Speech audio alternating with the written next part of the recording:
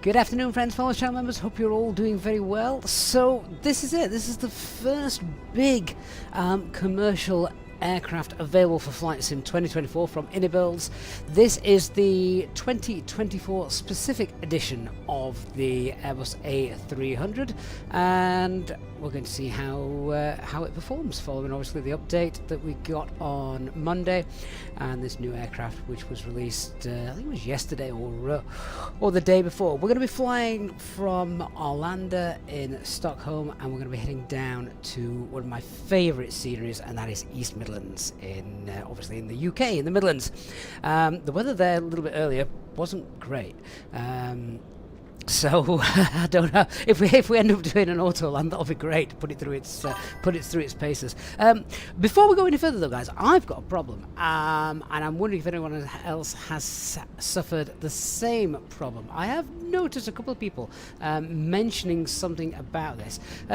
Suddenly, for some reason, I no longer have any traffic displayed in my sim from VPilot.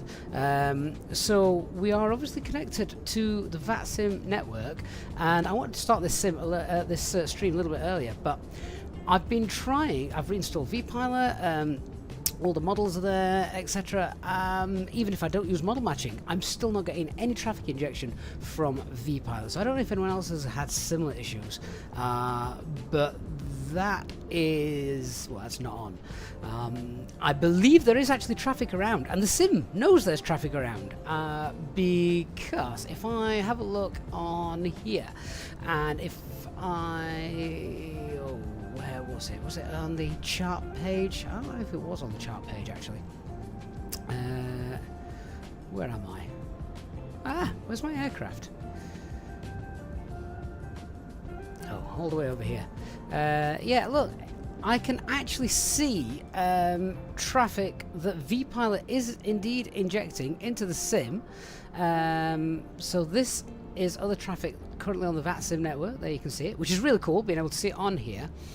And we've got one just coming into land. But yeah, if we sort of have a quick look, we've got nothing. There's no one coming into land over there. There is certainly no one on the ground here. So there's definitely something going on following this update. And as you can see, there's a few items sort of popping in and things. J4 says you have to have the traffic quality or something on, not off, or you won't see multiplayer or VATSIM. Oh, is that right?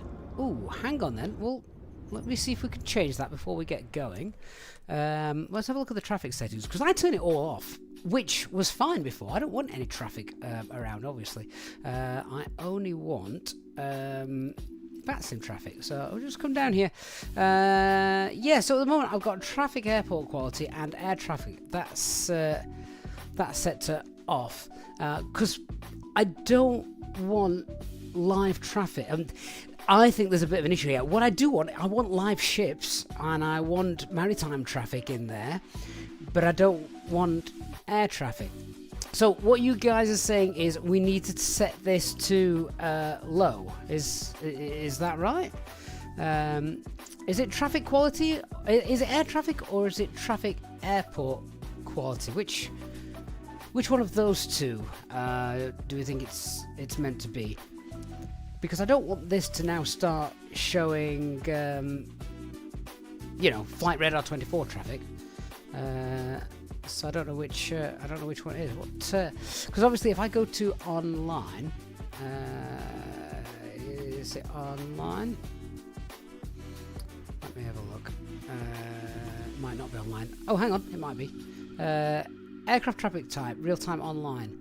Yeah, so I want this to be on because this controls the maritime traffic, which is great. I love having maritime traffic on. But I don't want anything else. So if I just save them back, see what happens there. Let's resume. See if anything pops in.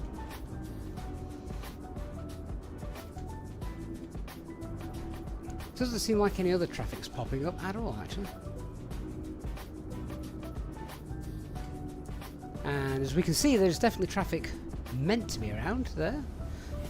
Alright, one more thing then we will start flying and have a look at our brand new aircraft. Reza, yeah, I could disconnect and reconnect VPilot. Actually, that's not a bad shout. Let me just try that before I do anything else.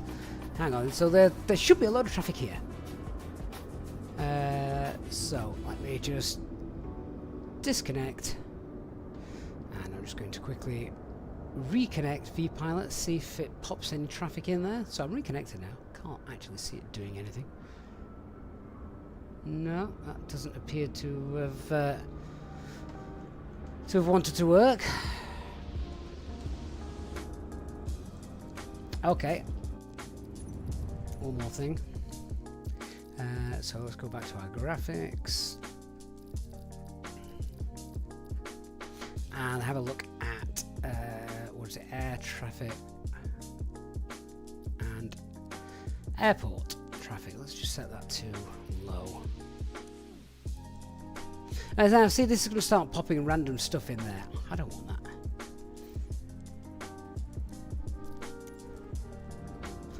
Because that's just going to throw in traffic that's not real. And you don't want traffic that is not real in the sim when we're actually flying on an online network. That's crazy, isn't it? What have they done? Jefferson says, never seen our lander this empty. No, not even during COVID. So, yeah, we're on the network. It's all set up. I'll just disconnect and reconnect again, just in case there's something not working. But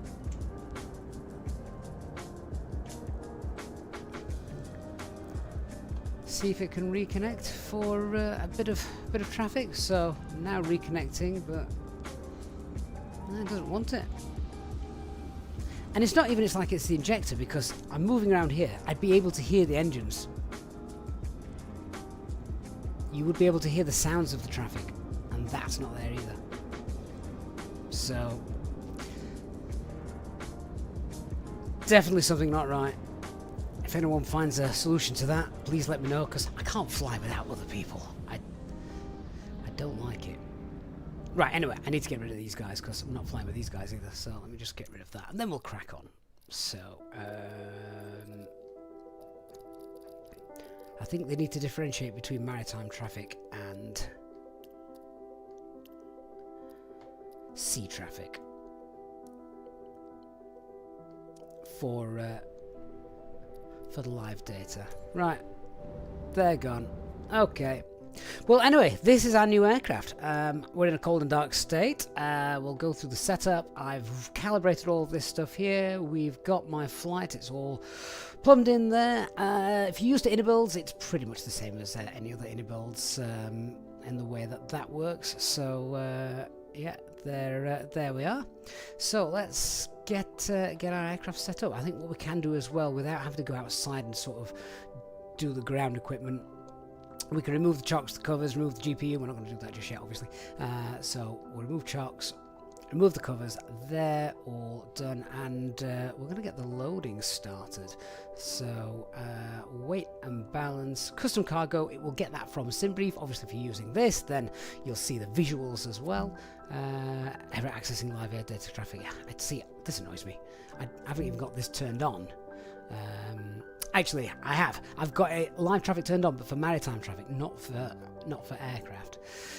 So we'll select that, update from SimBrief, and apply this load to our aircraft. That was done very quickly. So I think it's in the process of doing that now. Right, let's get our aircraft powered up then. So external power is available. We shall get that on. I've got to try and remember where everything is for this aircraft then, haven't I? And the usual flows and things that we need to do. For instance, I can't actually remember where the batteries are. Electrical power, batteries, there we go. Right. So very much like the A320, we've got the external power on, we've got the batteries on. Seatbelt lines doesn't really matter because, well, we're a cargo flight today. And hydraulics check there, all in the green ranges, that's fine. All of these low pressure at the moment, as to be expected. Flight control, ground needs to be on as well. And then we can leave that. Let's go start aligning stuff up, so get that on nav. Come back down here, so we've got, I've just wrecked my windscreen. Nav and logo lights, turn those on, don't turn these on just yet, we'll do that in a moment. Galley, we can give the galley some power, and we can get all the fuel pumps on. We'll get refueling underway in a bit as well. So extinguish all the white lights, basic stuff. APU bleed is off obviously for the moment. Cabin pressure, all of those can be extinguished. All of these, we can leave this at auto. That is fine. Okay, so can I get rid of the flight yoke as well, just because it's in my way? There we are. That's done. Right, with regards to fuel then, let's have a quick look at our operational flight plan for today. So we're not operating this as a real ops flight, obviously. So our fuel, according to this, is going to be 14,344. We'll just have a quick look at the weather. We'll probably take a little bit more. And see, yeah, look at East Midlands there. 100 ceiling, 300 visibility. That's not pleasant, is it? I might not be landing this aircraft. We might see what the auto land on this aircraft is like. So if we can have a look at the weather then. At the moment, yeah, that's LVPs in place. Right, so as LVPs are in place, everything is fine at our alternate of Manchester. Birmingham is pretty similar to these ones. Stansted is also LVPs, and Heathrow is just out of LVPs at the moment. So yeah, we're definitely going to have to take some extra fuel with us. So I reckon we'll take, I mean, we're not very heavy, we're underloaded by quite a lot for this beast. So let's take, let's be very efficient. Let's take 20 tons of fuel. Let's go in here. So that's the load, that's the fuel. Can we update this? 20 2 0 0 0 0. There we go. Fuel in the aircraft complete. In fact, just finished now. Has that set 20 tons of fuel on board? No, it's not. It's given me the original load. Okay, I want to apply that load to the aircraft. So hopefully that will. Yeah, there we go. It's going to apply the new load. So the fuel, the payload, etc. is fine. It's just the refueling that we're changing. So that's okay. Aircraft has been refueled. We're getting everything set up in terms of the payload. That's all done. I'm just going to quickly grab the departure ATIS information.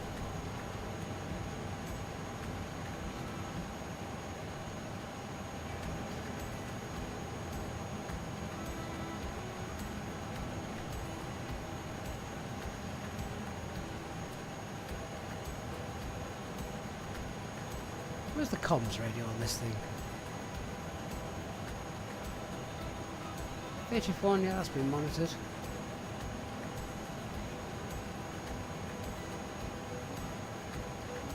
I'm having a complete mental block on the comms. Where's the blooming radio?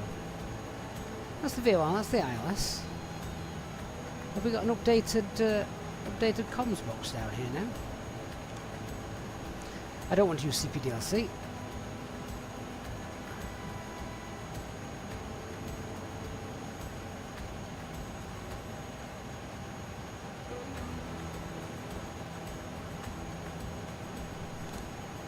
Ah, there we go. So, departure. Why can't I hear the comms? I wonder if I've just not got VPilot set up. 1 minute. I have just reinstalled VPilot, so it might be that.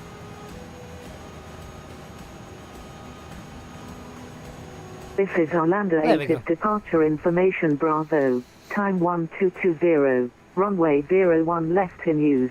Arrival runway 26. Runway 01 left surface condition code 555. Issues at 1140. Runway 100% wet. Chemically treated. Met report wind 330 degrees 9 knots. Visibility 10 kilometers. Cloud view 4,600 feet.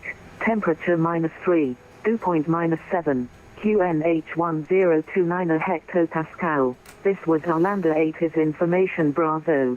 Out. Okay. This is Orlando 8 is departure information Bravo. Time 1220. Runway 0. Get that onto Unicom for the time being. Okay, so the ideas are currently still being aligned. As you can see, GPS primary is lost at the moment, but we've got that turned on up here, and we will go through setting up the box then. Now, I think just clear all of those.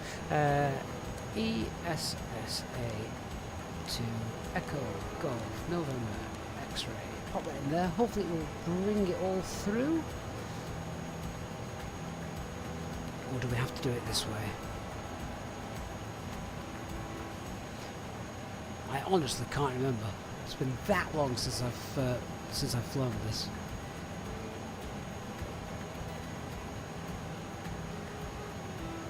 Company route, cost index. I don't want to put the whole thing in myself.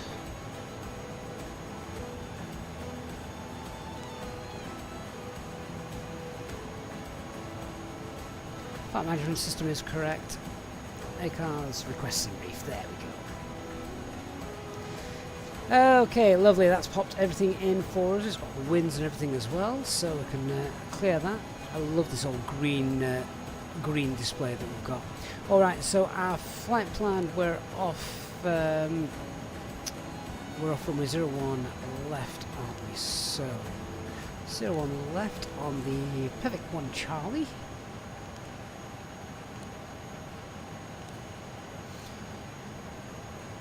Insert, and then our arrival all the way down at the other end. That is a lot of waypoints. There we go, coming in via Hemel. So looking to arrive ILS 27 on the Hemel 1 Echo arrival, and that comes in, I think it comes in via, is it Rockup or Pigot? I actually can't remember. Don't do East Midlands that often. Let's have a quick look.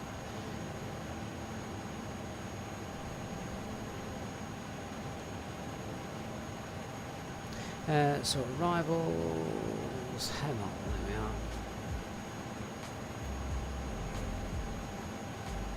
we are. So that's Pigot, that's Upduck, and what's the waypoints for the approach?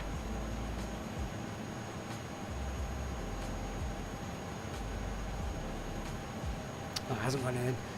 Right, in that case, none. And insert. Operational flight plan has got 925 miles, and this hasn't populated yet. It can't populate because it hasn't got our GPS working just yet. Give that a moment. Right, get the APU sorted, then we can get out of here as quick as we can. So let's APU master on and start that. I haven't missed any of the ideas, have I? No, that's set to align mode. And that's fine. I think it just takes a while.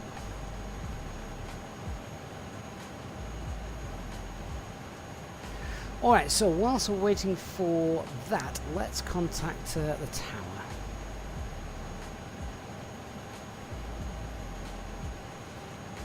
Tower, good afternoon, Postman 6788, stand Romeo 6, information Bravo is copied to A300, requesting IFR clearance to East Midlands.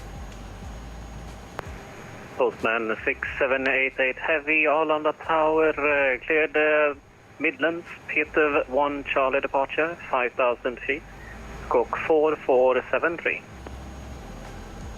Cleared by the Peterfig 1 Charlie departure. Initial climb 5,000, squawk 4473 for postman 6788.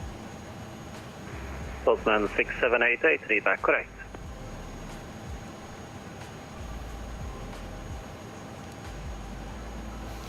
Okay, so that's everything that we've got in the box, and now literally just wanting to double check the fuel.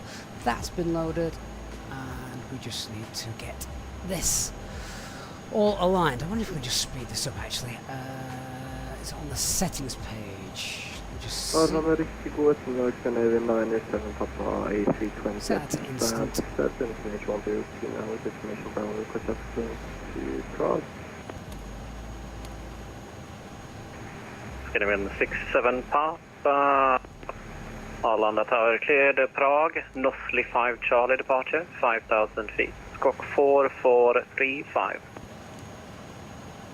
Zero not departure, departure, initial 5,000 feet, squawk 4435, get in 10 Papa. Good evening, 907 Papa, read back correct. Yeah, so we can hear the other aircraft. We literally just can't see them for some reason.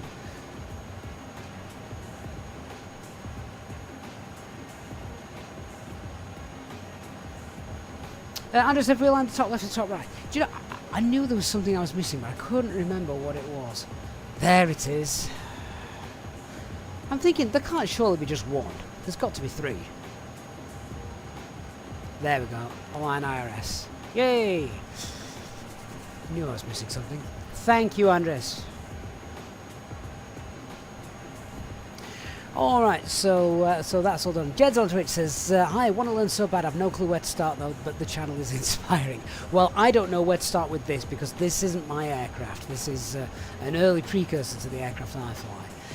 Right, so that's sorted. We then need to get all of these on as well. Then the autopilots will work. So our initial climb is 5,000, as we've just been told. Our transponder code is 4473. Pop that in.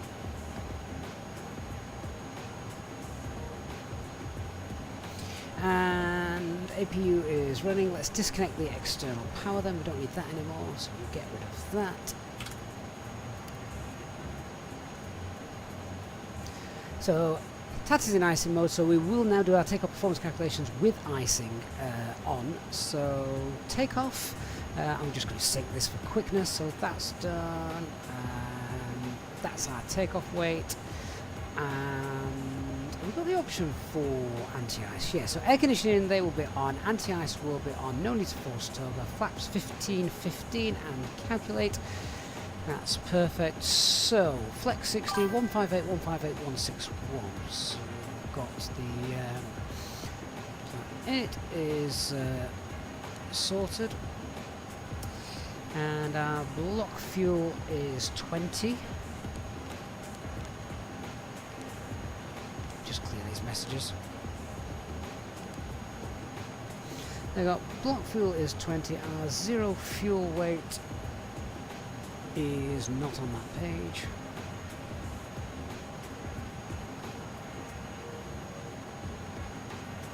Wait, please.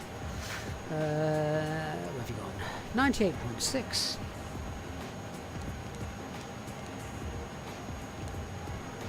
Takeoff gross weight then is 118, 118 tons. That's also confirmed there. Back to our performance. There we go. So, 60, 158, 158, 161. Fuel for the alternate, if you need it, which is Manchester. And that is going to be, I'll just bring up my flight plan here. Alternate fuel is 1.5.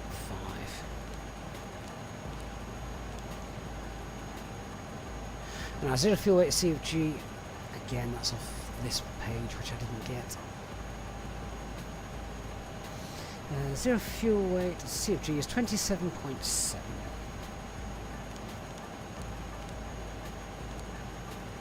Okay, so Init A is done, Init B is done, rad nav page, not going to bother with that, and the flight plan's done. Secondary flight plan also works as well in this. I'm not going to bother with it, I will just copy the active flight plan, but nice to see that this page does work if you are using it. Right, those takeoff figures then are... There's no way to just instantly transfer these across, is there?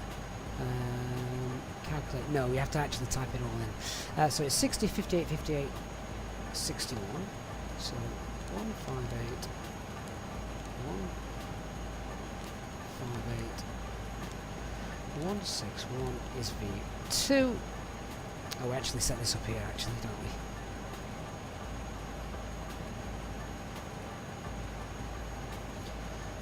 .161, and our flex was 60.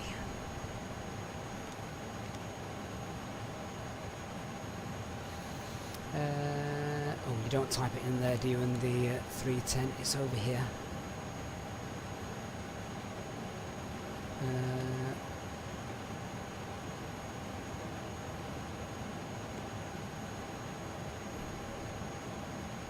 There we go, done. Alright, so I think we've got everything covered for that.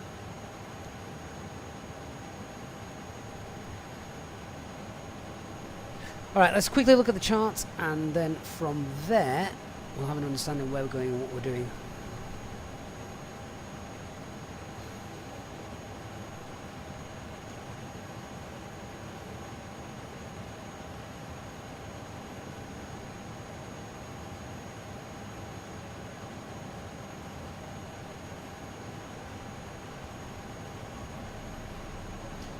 Okay, so here's our ground chart. We're parked at the cargo terminal here, so we'll be pushing back on Romeo, taxiing uniform Yankee, and then departure is 01 left, and the departure itself, just look for any issues, constraints, that kind of stuff. So straight out, 600 feet, it's a left turn, and initial climb 5,000, Petev 1 Charlie. Straightforward, says 2,000 feet.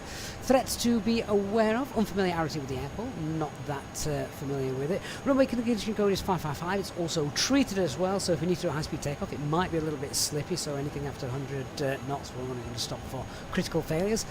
Below 100 knots we will stop, but we're aware we're going to need probably max manual rating to assist with that.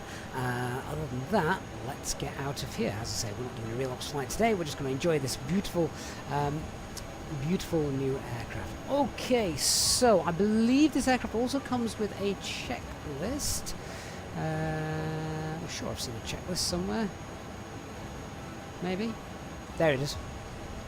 So copper bread's done, fuel quantity is confirmed, takeoff data is entered, landing elevation, that's a good question. What is our landing elevation at Arlanda? We set this airport, so let's just have a quick look. Reza, threats to be aware of, I can't see other planes. That is a good one. Not one you want to let the passengers know about.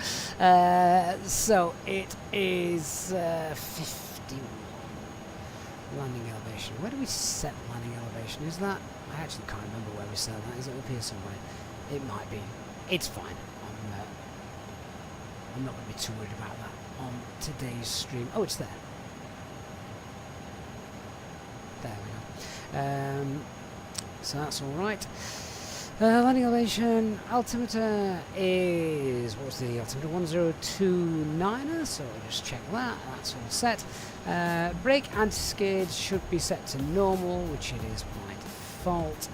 And windows, doors need to be closed and armed. Let's double check on the ground equipment page. We can remove the GPU. All doors are closed. Quick look outside, make sure that is indeed the case. There we go. That's fine. Back to our checklist. Okay, to the line. Right, let's contact ATC and get permission to push back. Tower Postman 6788, stand Romeo 6, ready for push and start. Postman 6788, pushback and startup approved. Okay, pushback's not approved. Hasn't given us direction. United Tower, hello, it's speaker 195 here, runway 320, we're on stand 66, with information Bravo, request our fast flight plan to East Midlands. First Postman 6788, pushback and startup approved.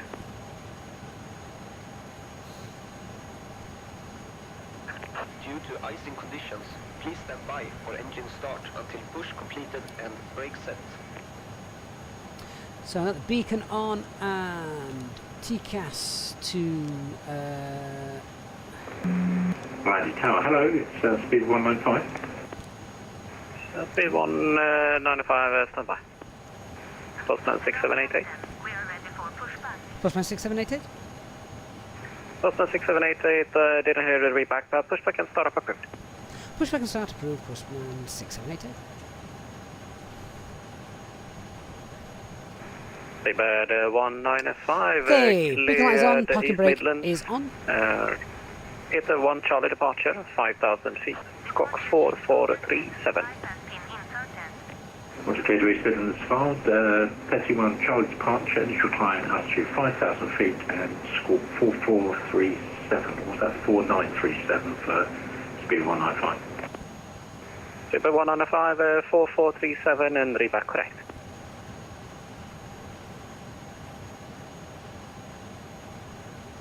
So is GSX going to give us the menu for the push? Canadian 93, correction 97, Papa, 60. Canadian 97 Papa, taxi holding point, runway 1, correction 01 left. I think they're just locking gear at the moment. I think I've heard them just say that. LDR, good afternoon. Am I now fully invested in 24, or do you think, and will I eventually delete flights in 2020? I do have 2020 on the PC still. What on earth is a standard pushback? Release parking brakes, please. Okay, parking brakes released. Commencing push. Due to icing conditions, please stand by for engine start until push is completed and brakes are set. Okay, so we're now at the APU bleed on.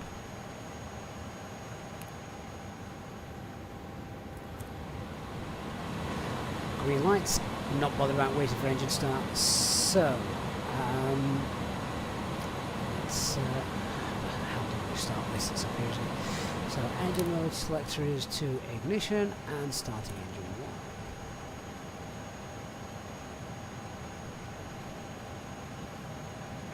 Canadian 97 Papa, because you made a bit of a wrong turn there, but we use standardized taxi routes at Arlanda. It should be in the charts, but you can continue on inject the Yankee for the point 01 left. Before it's lifted, unless it's up to the spinning activity.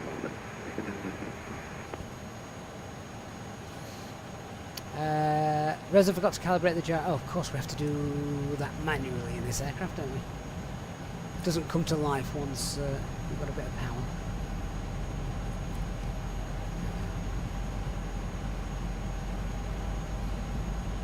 Can you tell it's been a while since I flew the A300? It is a great aircraft though. Now, obviously this is the 2024 edition.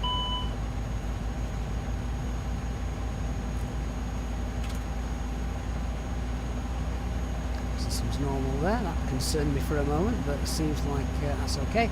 Alright, let's begin with the engine start for number 2.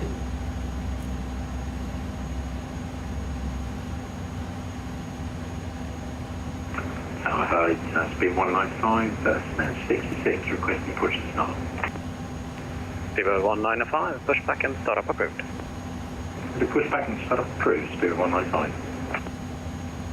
Are they going to stop pushing me back? I'm quite happy with this. I don't want de-icing service. I just want to stop. Parking brake. There we go, done. Parking brake set.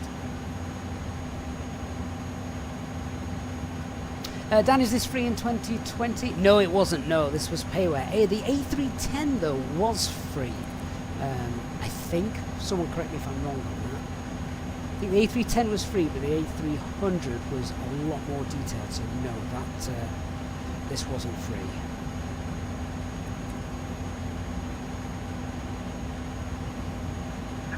Unlock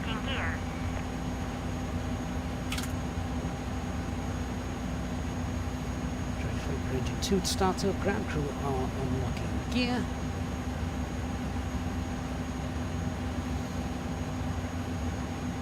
And then what was that? Patch trim. Tow truck disconnected. Bypass pin removed. Left is clear. Right is clear. 30.8.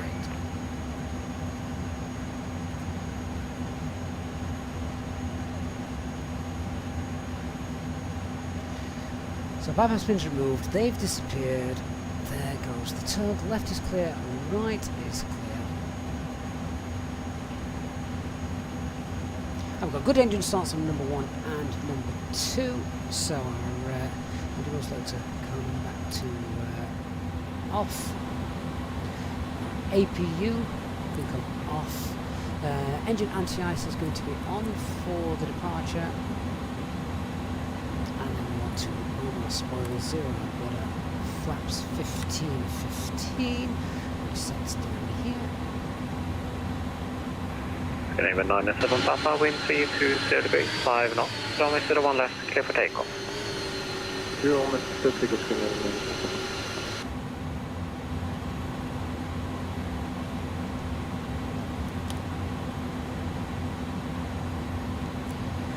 Set the trim, which was 30.8. Taxi descended, and then develop this whole section where to lead on them. We've not got a CG. Canadian 97 Papa, negative, it's well, you leave Abraham via Zulu Lima, and then it's Zulu and Delta uniform after Yankee, then hold it on. Okay, correction, yeah, that's my... And flaps are confirmed. my fault, Okay, out to start. So pitch trim is set, rudder is 0, spoils on, flaps that should be 15. E-count status is checked. Anti-ice engines on, hand signal has been received. Okay, we'll flight control check as well then. So full left, full right, it's neutral. The screen doesn't automatically change like it does in the Airbus, so we need to go to the flight control page here. Up, down, neutral, rudder, full right, rudder, full left, and neutral. Just do want to check something. There we go. Thought for a minute there one of them wasn't actually coming up, which would have been a real pain. So that's fine. Flight controls have been checked.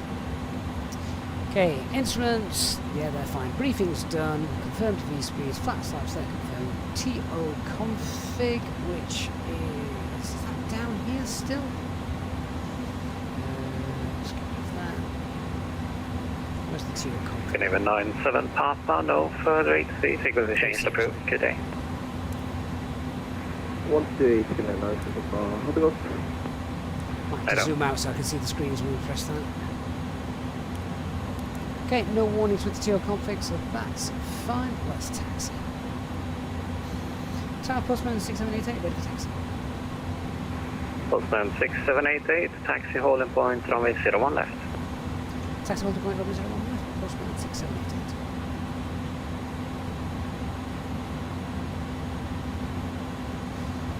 Okay, just have another quick double check of where it is we're going.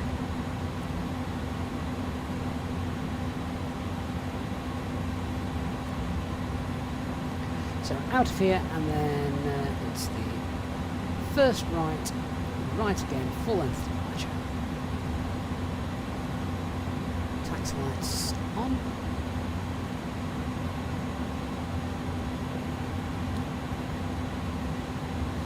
And then have we got auto brake on here? I think we do auto brake on max.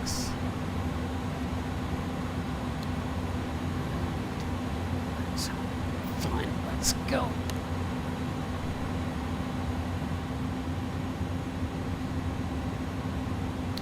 Lee says, judging from the quality of this, what are my thoughts on the upcoming 350?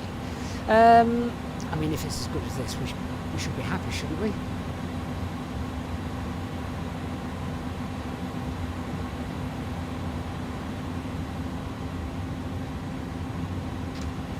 Now the fact that this is the 2024 edition means that things like where the load is affects the weight of the wheels, so you might find it a bit squirrely sometimes to taxi. This feels okay though. I'm loving that low sun that we've obviously got. Don't get too much sun this time of year in Scandinavia. This is the default Arlander series as well, guys. So this is from Zobo themselves. So I'm going to ask again, just whilst we're taxiing, anybody got issues with? You see how so if I just take my hand off the tiller, just watch how it moves, sort of thing. You can almost see it bouncing around a little bit. Hitting a little pothole. But yeah, so just whilst we're taxiing, has anybody got any? Has anybody suffered with not having traffic in their viewpoint?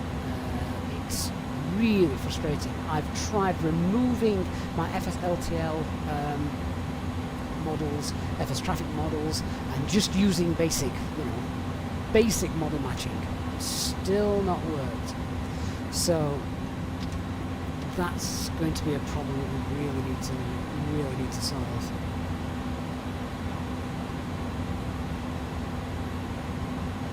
Hello, it's Speedway 195, request taxi. Speedway 195, taxi holding point runway 01 left via Delta and Yankee. Roger, 01 left via Delta and Yankee, Speed 195. Just slow down for that. I do have to be honest, I know Flight Sim 24, there are a lot of people who don't like it, a lot of people really still struggling with it, but oh my god when it works. I could see myself ditching 2020, I honestly could, but not unless they get that traffic problem solved.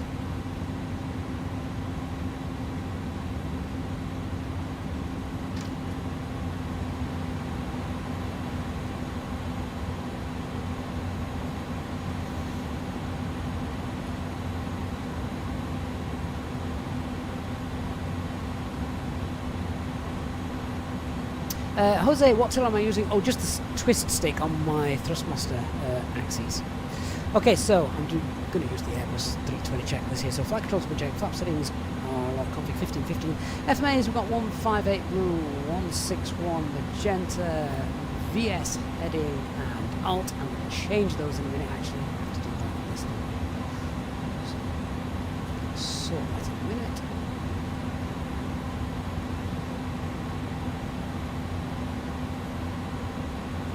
Stockholm 6788, wind 330 degrees, 7 knots, runway 01 left, clear for takeoff. Okay, takeoff runway 01 left, postman 6788. So, nav on there, profile on there, so P climb, and nav is on 5000. Speedbird 195 in sequence, line up and wait, runway 01 left. Let's get all our We're in lights on. sequence, line up and wait, runway 08 left, Speed 195. So this is all the lights then for departure. Maybe not all the lights, we don't think so. And TCAS T8RA. Leave the packs on. Now, just before I actually get on the runway, can anyone remember where the there's a magic toga button switch, isn't there? Where's that? Is it? It's one of these screws, I think. Is it here? For anyone that flies the 300 and 310 regularly, I think it's here. Approach path is clear. Reza, thank you.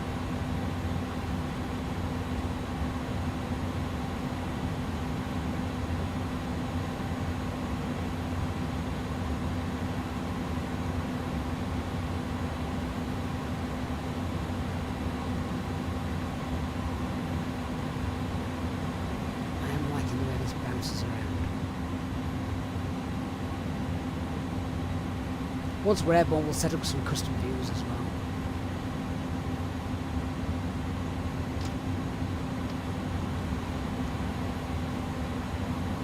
All right then, guys. Let's go.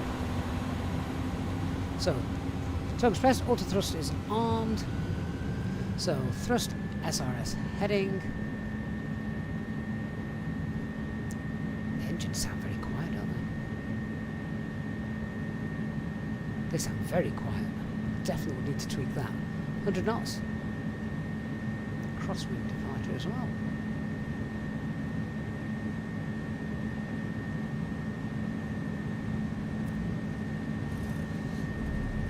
V1, rotate.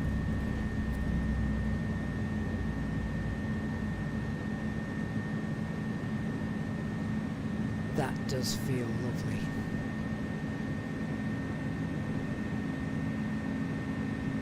Positive climb. Gear up.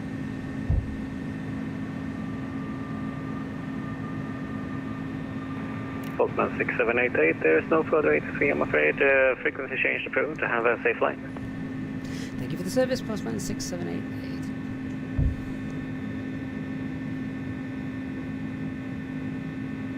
Okay, so there's that first turn to the left that we spoke of. Wish I could turn this annoying thing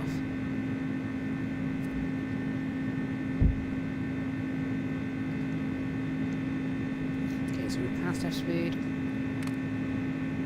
Flaps 15. No further ATC, so let's continue our climb up now. We'll go to 20,000. We'll leave it in P climb.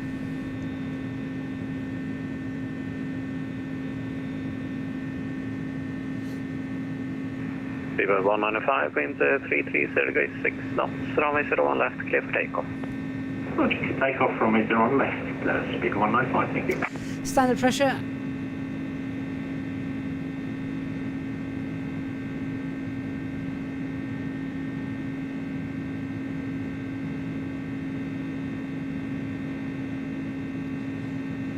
Leave the anti-ice on just as we go through this little cloud layer. And we're going to be chasing that sun basically for the entire flight. Now, I do have a slight confession in that I am on the school run today. So we need to get to East Midlands in the next 2 hours. Might need some shortcuts. Speed 195, we've got moose on the runway. Seabird 195, say again. We've got moose on the runway. Roger, I'll send animal control. That's brilliant.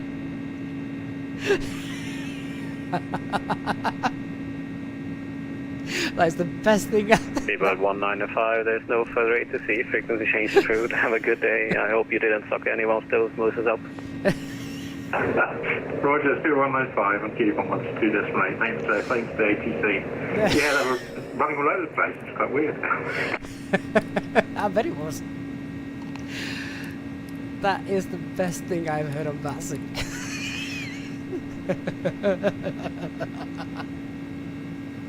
There's a moose on the runway. Only in Flight Sim 24, Mountain Man. Yeah, that's right. And why not? Why not?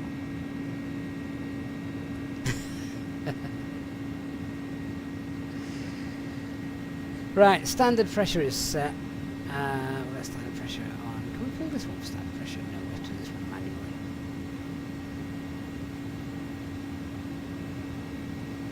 Feel like I need to increase the volume of the engines. I can do that in the EFB. Loves some French minced meat there. I know. Right, we're at 10,000 feet, so we've got our lights off. Just checked. Oh yeah, spoilers disarmed. Flaps are up. Landing gear is up. Radnav page, we don't need to clear that out because that is fine. Progress page, let's have a look. 3.6 is fine, max is 3.9. Optimal is 3.65, so that's okay as well. Happy to get straight up there then. Fly all 360. And let's do that. And obviously following the lines. Now, notice as well that we've got straight lines. We've got no curved lines on the navigation display, and that is correct for the A300. The A300 didn't draw curved lines. There is an option to be able to set that and turn that on if you wish, but we don't need it. So slaps, they're retracted, landing gear is up, packs are on, and ultimately is set standard. Let's just have a look at the settings. We've got sound settings. I feel like I need some more, definitely want some more internal engine sound. So, I don't know how loud that is for you, it still seems pretty quiet to me. It's okay. So that's climbing quite nicely. We've got P thrust, P climb, and nav climbing up to our cruising altitude.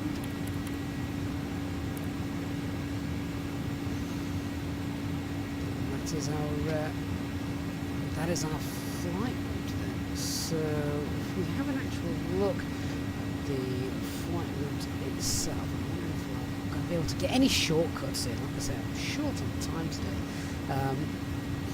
We might be able to actually, if we sort of get, if we get over Amsterdam, we might look at doing a shortcut across Norfolk, rather than coming all the way down on the London airspace and doing that. Mr. Screwfield, which hottest do I use? I use the Thrustmaster Airbus TCA side sticks.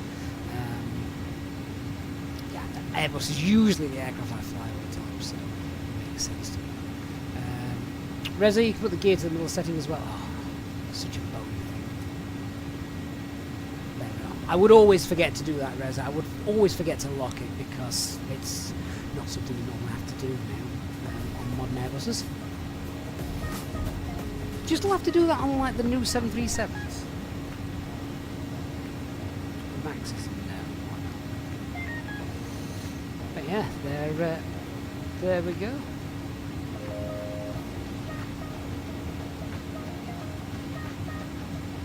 So on live weather, live time, should be daylight then for our entire flight. Well, I say daylight, just daylight.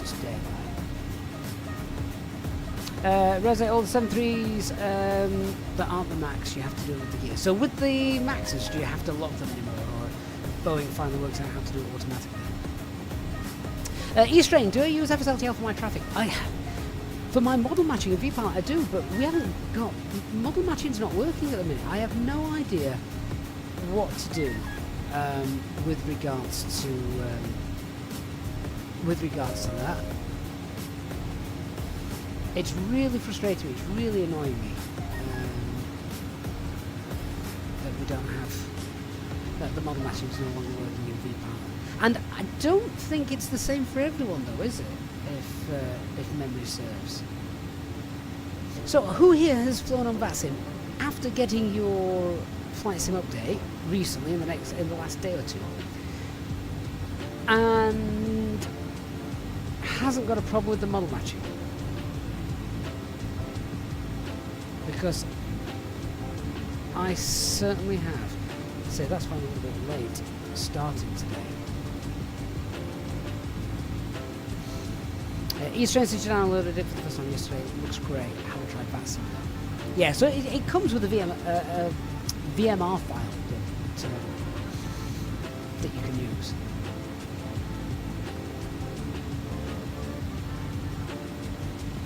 Jeff says he's seen me as an Embraer 220 at Arlander. Oh, Jeff, that's definitely not mine.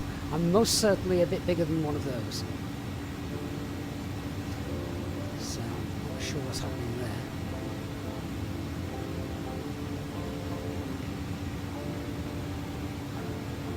there. Jeff says, hi Gavin, thank you for help on the E380 the other day. Now it flies perfectly. Have you tried it in 24 or is that still in 2020? It should still fly perfectly in 2020. Watch Machine Feud says, since the last update, my sim is stuck at activating packages. I can't even get into the sim to test it. So I have no problem getting into the sim, as you can see. It's fine. The frame rates in this are excellent. Of course they are, because this is actually installed in my sim, this aircraft. So it's fine. East Rain says, gotta go. Hopefully someday soon I'll be your FO on it. Well, you know, I can be your FO right now. If you fly using Beyond ATC, you can use my voice and have me as the FO. I'll handle all the comms for you.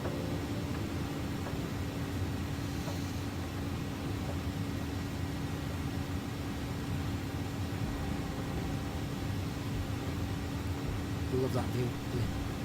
The bright yellow bonnet view. We'll get up to cruise and then I'll go and set up some custom views for this because I've not done that just yet. So yes, we are going to be giving away a copy of this aircraft in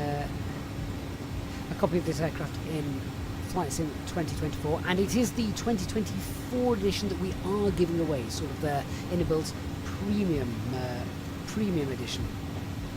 In order to be in with a chance of winning this when the time comes, you just need to be subscribed to the channel. That's the only prerequisite that is required.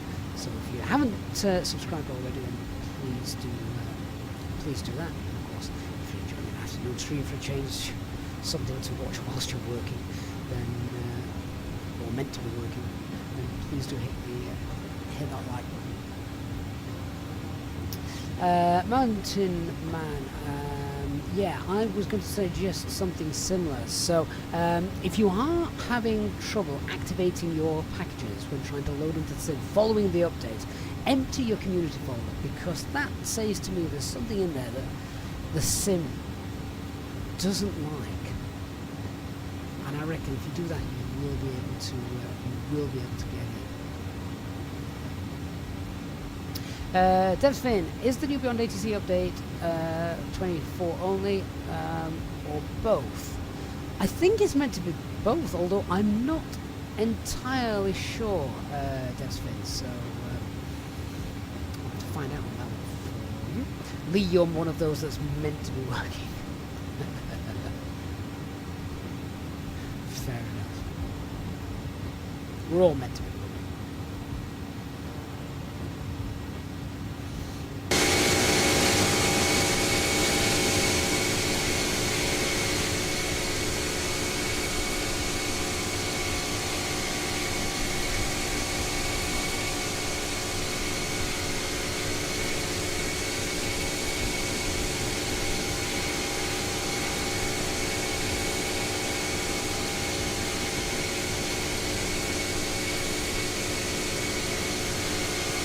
So this aircraft does come with liveries included, which they did a very good job. Look, the texturing on that is very nice. Although, I don't know, it almost looks like a material, that, doesn't it?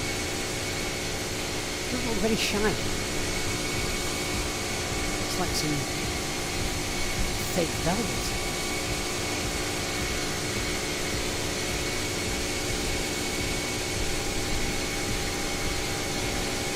There's something a little wrong, that's it. Maybe the first officer's gone to the toilet.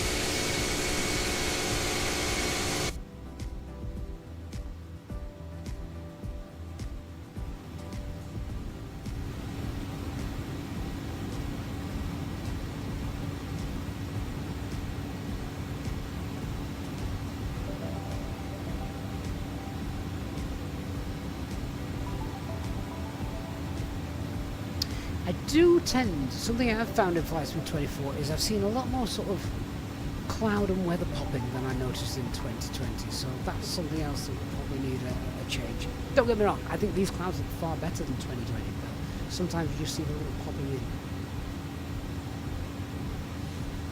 in. Jeff says it's got a big crack in the cockpit. It's good to find. Well, it better not do, Jeff. Shall I put on the oxygen mask now? So what I am going to do, we did load extra fuel, I'm going to get up to cruise, and then I'm going to try and get as much speed out of this aircraft as I can. So I am on the school run later. What time does it say I'm going to get in? To East Midlands? Oh no, that's far too late. That's about 20 minutes too late.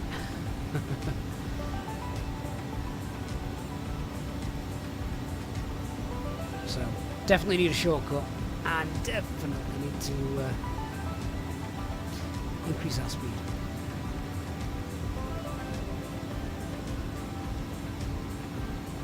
Sure, we can do it.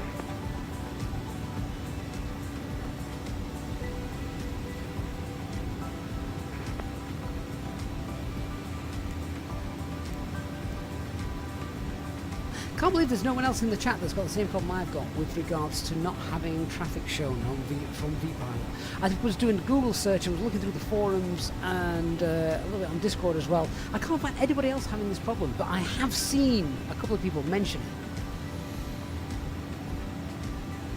it. Jeff says everyone get out and push. So we get there in time. Johan Jacob says it looks like a constant. It just looked a bit fabric, didn't it? Oh, I didn't realise J-Hog was in the chat. Hey, J-Hog. You don't have Flight Sim 24, so you don't need to worry about... Oh, do you? Did you buy Flight Sim 24 in the end?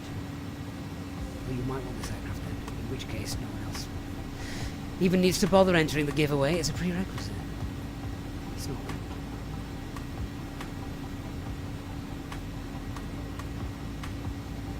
So in terms of daytime streams, let's just remind you all in a moment. Before I do that, Anthony, wow, celebrating 30 months of channel membership, training captain membership. Anthony, thank you so much. That is amazing support over the last 3 years. That's coming up. What's the verdict on this plane in 24, Anthony? It's great. I haven't found a single fault with it. It's the frame rates are brilliant because it's downloaded. You know, it's not being streamed like everything else is. Texture quality is fine. It comes with liveries. The flight deck door is open. Forgot to close it. Doesn't matter. There's only me. Well, actually, there's only me here. It's very highly illegal. In terms of level of detail, you're not going to get things like circuit breakers and all of that. You know, it's not a Phoenix. But everything else for standard day-to-day operations, it's all modelled, which is wonderful. You know, detailed overhead, everything on the overhead all works, all that kind of stuff. So, yeah, and I really, really like the sort of wear and tear and the what do you call it? The ground handling. The ground handling, if you saw it, is really good. We saw that it was just bobbling along a little bit as it rolled. Nice and easy to control, even though it was a bit squirrely in places, but squirrely in a good way. So you're not taxing like you're on rails kind of things. Let's just go have a walk around here. Dome light, does that work? Apparently it does.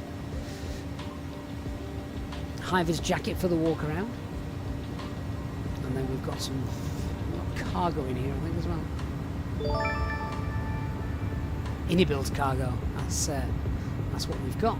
There's a link to this as well if you want to find out more about the aircraft. There's a link to this in the video description. J-Hug, you got it the day it came out. Oh, fair enough.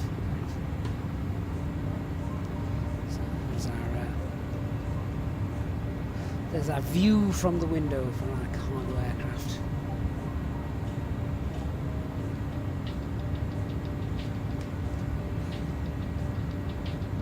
Jeffrey, is the Thrustmaster pilot set worth the buy? Oh, I think so. I don't fly with anything else. Bear in mind, of course, I fly pretty much exclusively Airbus. So it definitely works for me.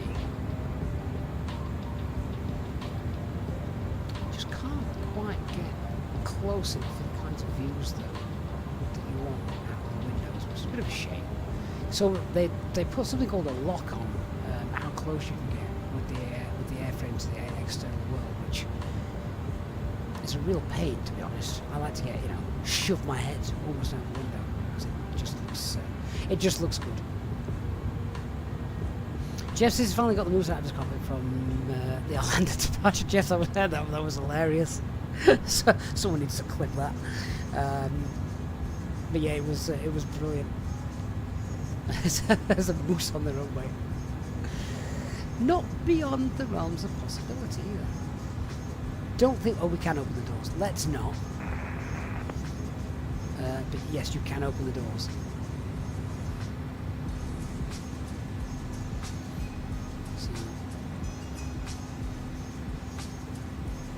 can't open the lavatory door. I'm trying it now because I know someone was going to ask me, does the toilet work? Anthony says the clouds look mint. They do. And that is Flight Sim 24 for you. It's awesome. They've done a really good job with this. Like Mountain Man said, what a view. What a view. Proper cirrus clouds as well in the sky, which is neat. NZ Rando, do I use the side stick as the rudder as well? No, I've got the Thrustmaster TPR rudder pedals for my rudder. So we've got the rudder pedals, and then I use the twist stick on my side stick as the tiller. So that's how all my hardware is sort of set up. Fraldemon says his FPS has tanked since the update. See, I just can't understand how some people are getting good, some people are getting bad. I know everyone has different setups and things, but I would certainly try, Feral, you might not want to, but just try lowering your settings. Try lowering your settings to maybe medium or something like that. Or even start right at the bottom and start low. It won't look as good, but you can build it up from there, definitely.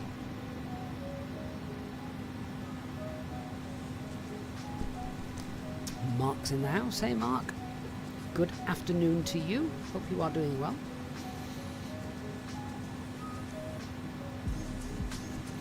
J-Hog, what sensitivity do I have on the rudders? I think at the moment they're just default. Right, I need to burn some fuel if I'm going to make the school run.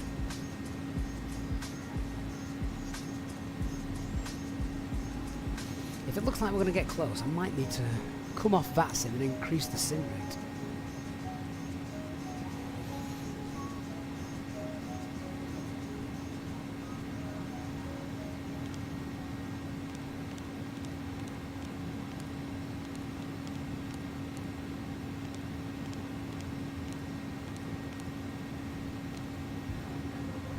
Yeah, 1531 still not going to do it for me. Afternoon, Organ.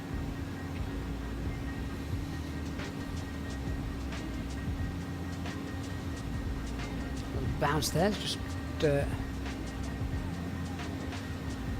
dropped us around, but it's okay. So we're at cruising altitude now. We've got Mac, Alt, and Nav. They're all fine.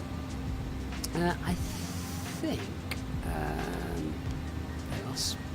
time's starting to drop, but I need you to drop quicker. We're going to be doing a fast descent. Keep the speed up throughout the descent. So I've got an ACARS across the winds. Wind of week. I think that's been done, hasn't it? Can we get some engine out procedure? Oh no, it's not the engine out procedure, it's just how we're going to fly. Confirm engine out. Oh, that's fine. Let me just go and have a look to see if we can find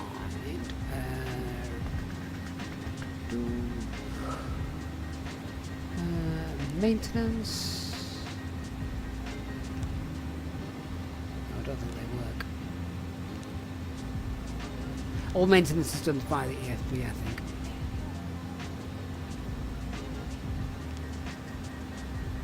I was looking to see if we could get weather information.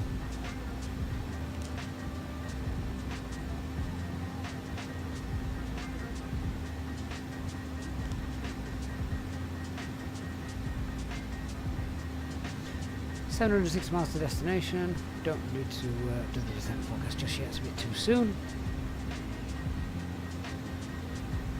Hey gamer, am I liking the A324? I am indeed, yes.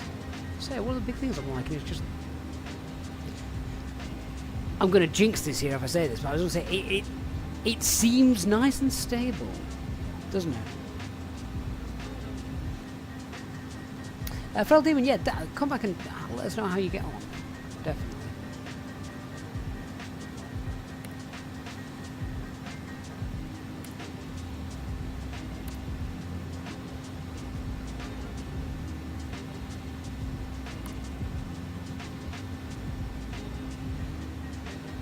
So is there no way to get weather in here?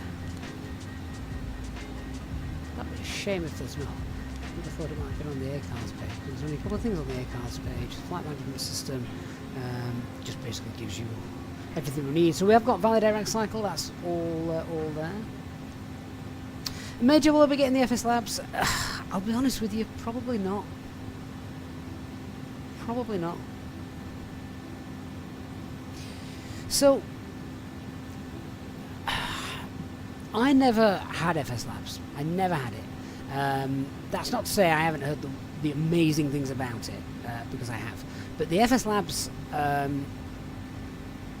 is good for failures, but then so is the Phoenix. There are some things that the FS Labs does which is different to the Phoenix, but then there are also different airframe models as well. But if you are looking to seriously do and carry out proper sort of ECAM actions and things like that with the really big serious failures, you can't do it properly on your own. It's not possible. You need two guys to do it. Well, two girls, two guys, whatever. You need two people up front to run a full proper emergency scenario. So when you've got the Phoenix, which is 95% the real aircraft, am I going to fork out 70 quid for something which might add another percent or two? And I just cannot justify that. But that, Major, makes for a very good question for our poll. We normally have at least one poll running for each flight. So, will you get the FS Labs A320? Yes or no? Let's start the poll and let's see how we get on with that. Review that a little bit later on.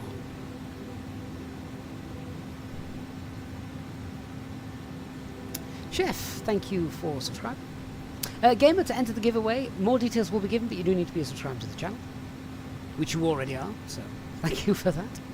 How do I know that? Because only subscribers can enter the can chat on our stream today.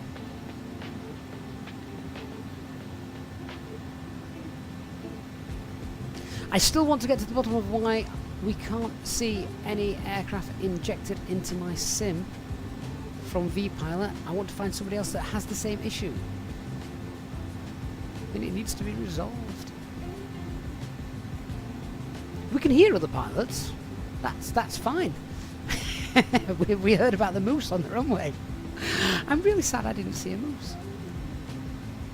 Oh, a little bit of wind there. See, that's one thing I like as well. Little pockets of turbulence, which we'll get in Flight Sim 24. Yes, so next week, it's less than a week. Wednesday, on Wednesday the 18th. Put it in your diaries now. Make sure you are here and nowhere else, because next Wednesday is our special Lapland Santa stream, where we will be flying EasyJet Real Ops up to Lapland and the giveaways that we've got coming. We've got loads. So we've done this before where we've had to do like a giveaway every 7 or 8 minutes. We've actually had the timer running in the flight deck because we've had that many to give away. Yeah, we've got what we got. We've got giveaways from Say Intentions. We've got giveaways from Aerosoft. We've got giveaways from Inibuilds. I'm going to miss people out here if I'm not careful, but they'll all be published. But yeah, we have loads, and there literally will be something for everybody. We've also got FS Realistic as well, giving away copies of that.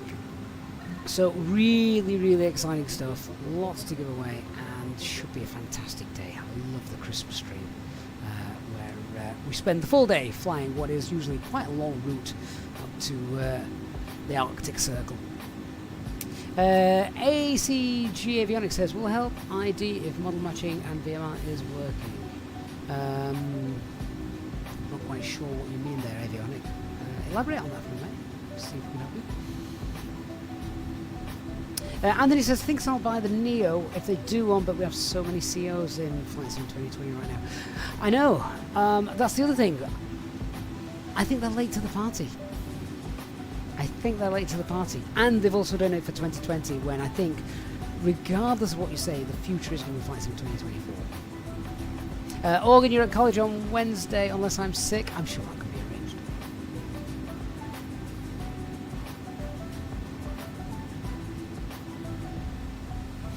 arranged. ACG Avionic says, right, dot aircraft in VPilot. Well, literally, just type it in here, dot aircraft. Because if I go through the settings, you can see settings, mod matching. So that's obviously just default stuff. I've got the custom rules in there, and this is all set. I am actually just going to check. I have got those installed.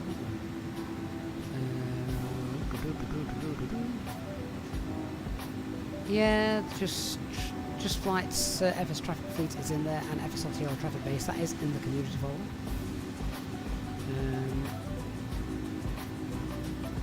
So yeah, as you can see, they're all there. Oh, my custom rules are in there for 2020, just because I've not.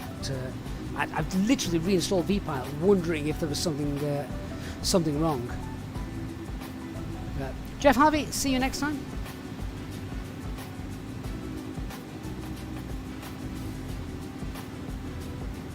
Okay, ACG. I will have a look for you. So what did you want this time? Dot aircraft.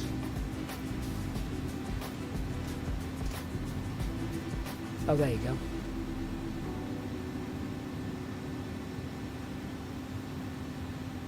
Oh, I see what that's bringing up. So this is bringing up the... Oh.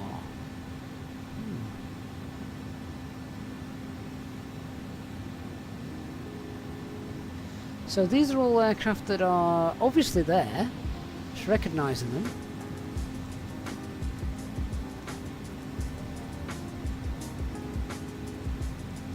For some reason, there's a lot though it's not recognising, isn't there? Not sure why. Recognising that one, recognising this one.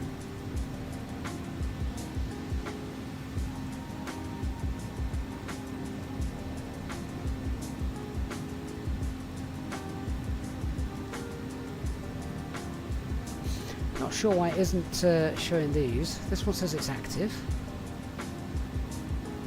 37 miles away.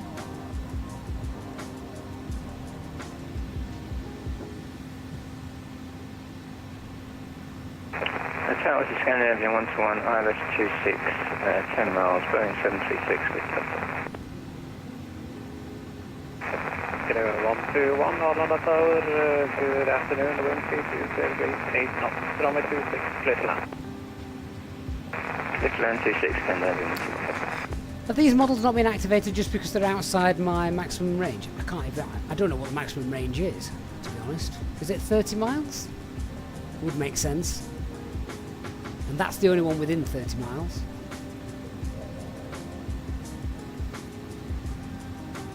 Interesting. Hey Dwyle, good to see you.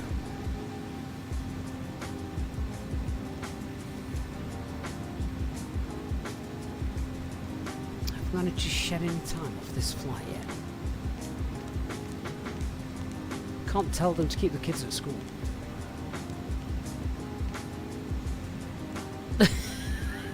It's not looking good. That's a bit close to MMO, isn't it?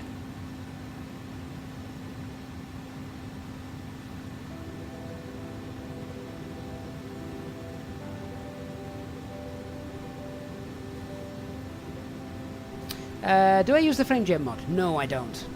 No. Doesn't really work very well if you're streaming. Organ, am I planning to upgrade the PC at all? No, not at the moment. I've got no plans to.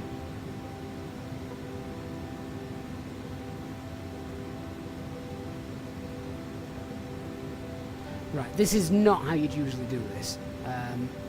But let's set 272. We'd normally fly at Mach, but probably to 272. Hold it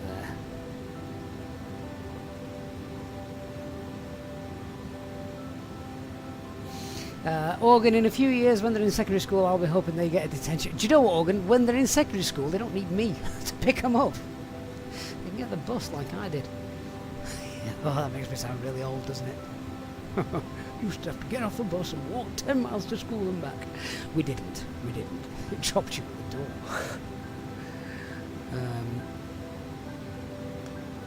I suppose I had to walk to the bus stop in the morning. That was great though, that was downhill. I'm closing now, but after landing, Pakistan Foxtrot 34. Stand up, John. Have a good day. Yeah, getting to the school bus in the morning was the easy bit, it was all downhill. Coming home, it was a steep walk uphill. And I used to be able to run it, I couldn't do that now. Hey Chef, so thank you for subscribing earlier. Says, new to the Flight Simulator world, decided to try the career mode, and you've got hooked. Excellent. Organ, you walk a grand total of 40 metres from home to college. That is the bliss commute. What an awesome commute.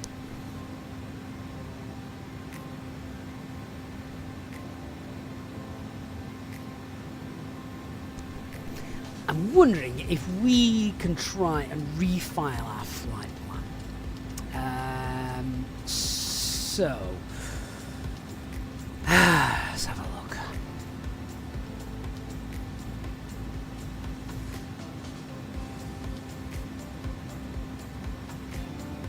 So these are aircraft that we can actually see are being injected by V-Pilot, I think. As you can see them there. If I do that little dot aircraft thingamajig, I didn't know about this, by the way. Oh yeah, look, so we're now getting closer, so they are being injected. Which is really cool, except the sim isn't actually displaying them.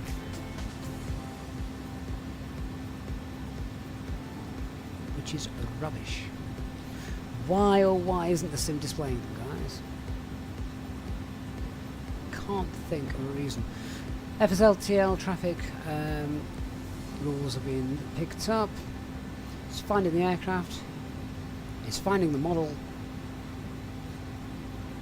They've just broken something, haven't they? I need someone else to get on Flight Sim 24 and tell me if theirs is working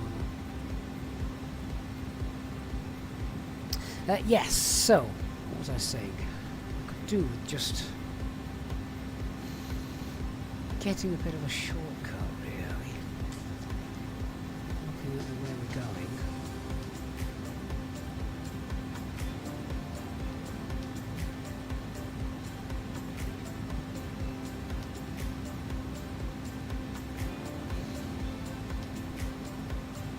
I kind of want to skip all this rubbish out.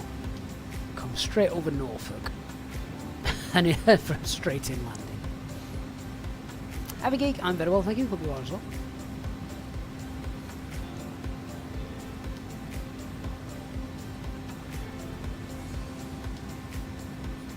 Right, leave that with me. We might have to do some.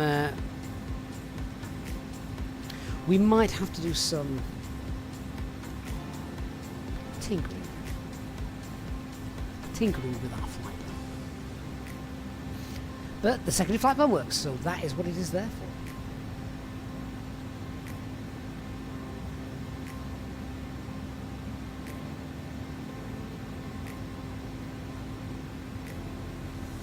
So we just kind of get a bit of a reroute. In order to do that then, given that SimBrief and Navigraph are all connected, etc., let's have a little look at the route we've got and how we can amend this. So at the moment we are currently we're just at Asvan and we're about to overfly Ektiv. So where's that? Here we are. Okay, so there we can see where we're here at the minute. We want to just start to cut across direct here. so let's see what we can do.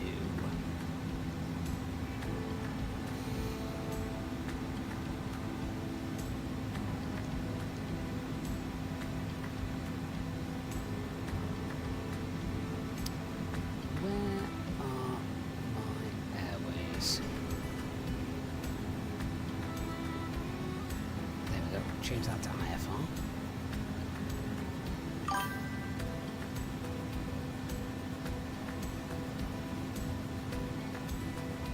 We could just tell my GPS is out, couldn't we? We're going to have to fly using using VORs. So let's just build a new route up. So Echo Sierra Echo.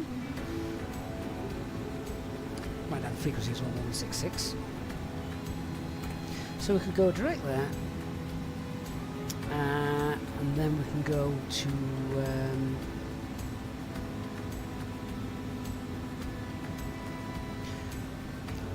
Rennek.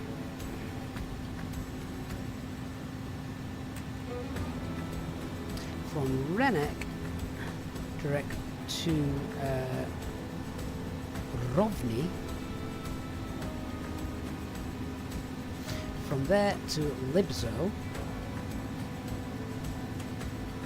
From Libzo. Although actually I think that's a bit too far north, isn't it?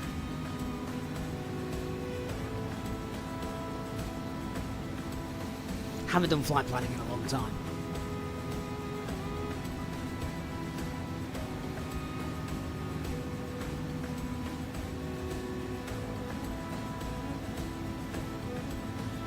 So I reckon we should carry on down to Deagle, and then from Deagle we will digress. We will go Deagle, Rennek, Dolas. Yeah, I think that'll work.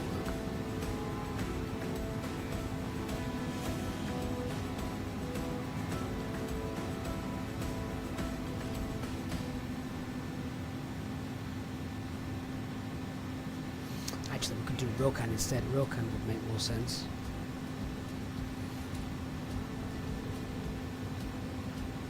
Yeah, so straight to Rokan from Deagle, and then from Rokan we'll go to Supel, and then from Supel straight in. Alright, let me try and build that up.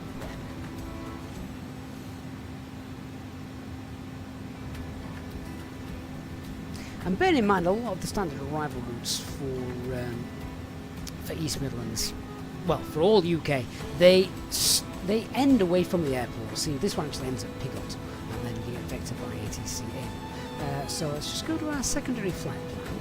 We'll copy the active flight plan. So Deagle, right, it is, look. So after Deagle, we're going to go Rokan.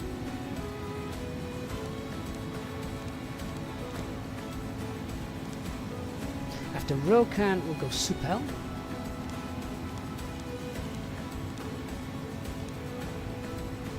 And then now let's clear a lot of these waypoints.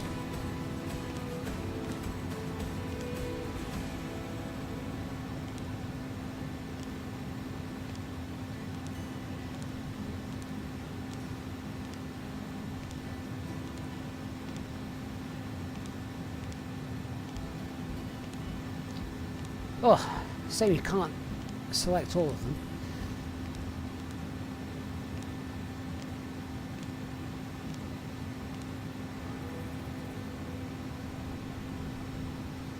Dwell says you can hear my secretary furiously taking notes. No, that's me scribbling waypoint names. Right, we'll leave Hemel in there for now because that's part of the arrival route. Do that.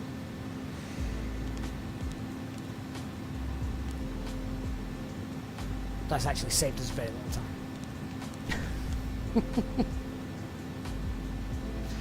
Supel to Hemel. Yeah, I don't actually want to do that. Hemel is very far south. So what we will do instead is, right, secondary flight plan. We want to now, I want to actually activate this. So that's now in with the new waypoints. How do we activate this? Where's the button for that?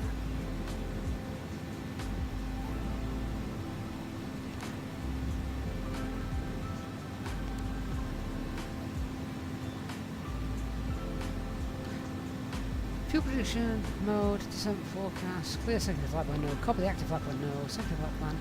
I'm missing a page. Alright, how do we actually activate that?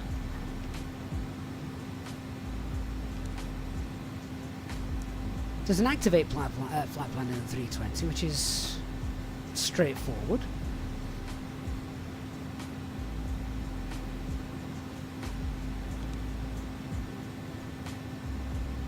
Not bothered about the descent forecast at the moment.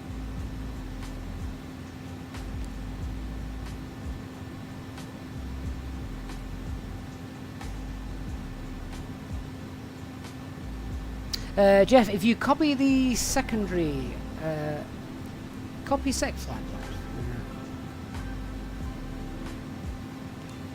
That is the secondary flight plan.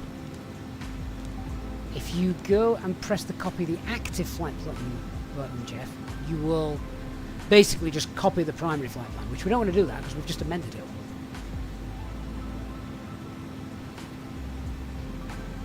Must be missing something very simple.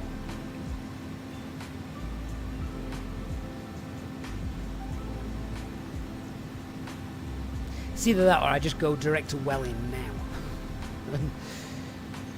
Or we pop it in the primary flight plan. I don't know how to activate it.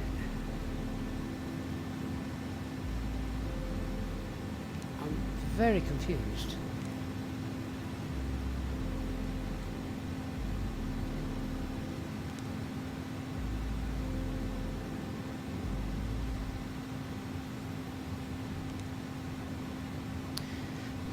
Is it available on the init page?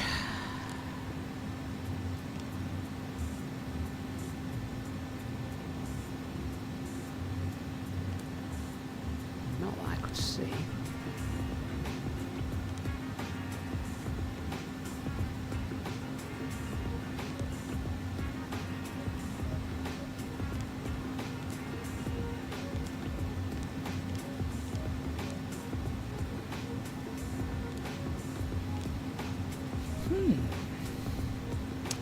This is strange.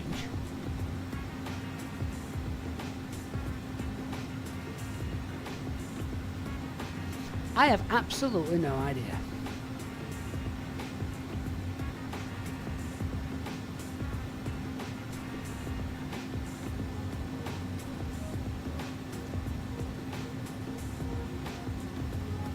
I basically just want to go direct Dolas.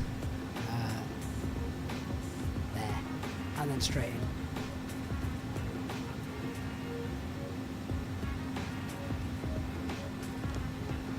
No, I looked at the mode button there, Organ, a little bit earlier on, and this is for the cost index and cruise. We need to put a cost index in there. It's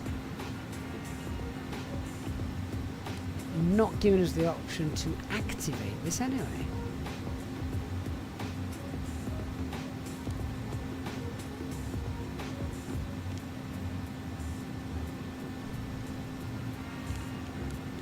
None of those waypoints I put in there is available for the active. So yeah, I am at an absolute loss as to how to activate this.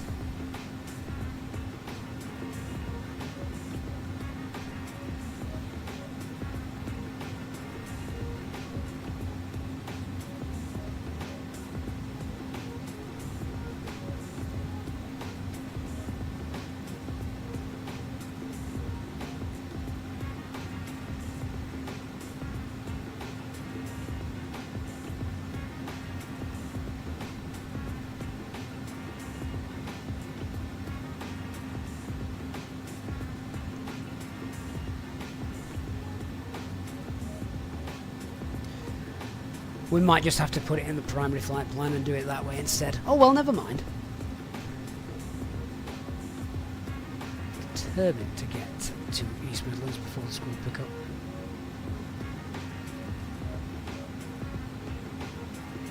I've got an hour and... Realistically, I've got about an hour and 15 minutes before I literally need to run out of the house. And I mean run.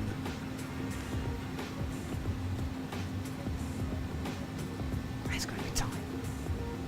So tight.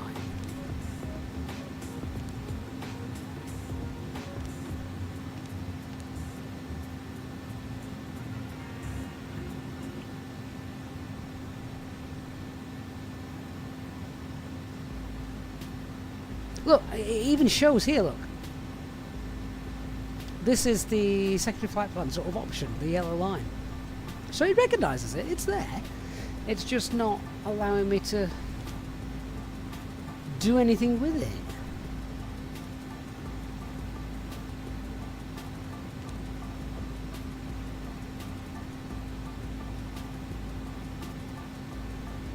Right, well we are going to go Deagle and then we're going to go Rokan and Dallas. So, do you know what I'm going to do? Secondary flight plan, we'll copy the active flight plan. And then in the primary flight plan now.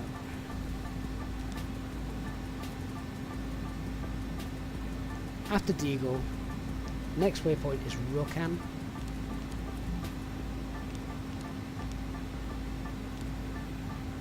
And then after that, Doras.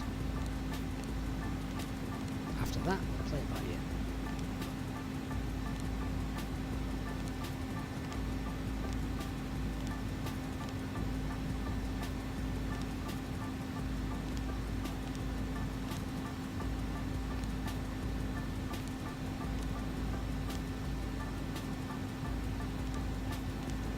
And pretty much a straight-in approach. We're also a little bit lighter now, so we might climb as well.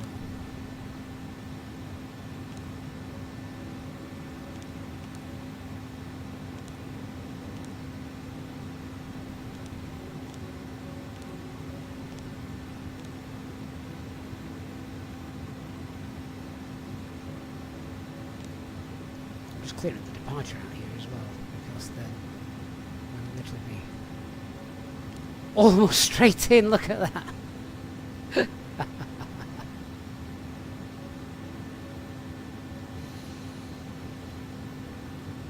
Clearly discontinuity. Right.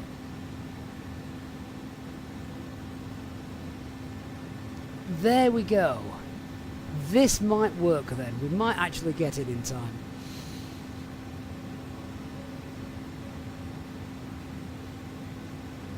And whilst we're at it, let's climb as well.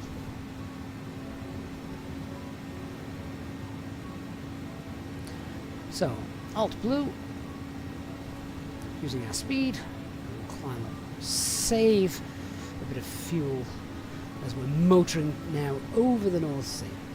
Say Toga says some pilots say when you're at top percent you should idle your throttle while descending to save fuel. What I think. Say Toga, your auto thrust should do that automatically. If you're flying a Cessna, then yes, you have to do that. Chelsea, the giveaway has not already happened. Not yet. Mars says, just wanted to drop in and say thank you for the video I did a while back on why the Phoenix would spear off the runway on touchdown. Be frustrating for me for ages, but now I know what to work on. Yes, the old crosswind landings, which we had one of those, didn't we? So was that in the Isle of Man? I've forgotten where it was. So far, all my crosswind landings in Flight Sim 24, I think have been a lot easier to handle. And that is because when you touch down, you feel the weight on those wheels, and the ground is much better. You've got the traction there, which is really nice. McSallion, what time will the Christmas special start? Early, so probably as soon as I've dropped the kids off at school. So I'm thinking around between 9:30, 10 a.m. UTC time. So that is the plan.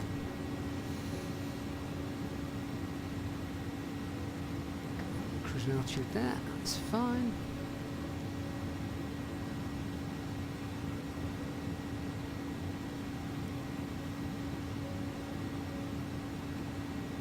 Just need to keep an eye on that speed. Now that we are flying a little bit high.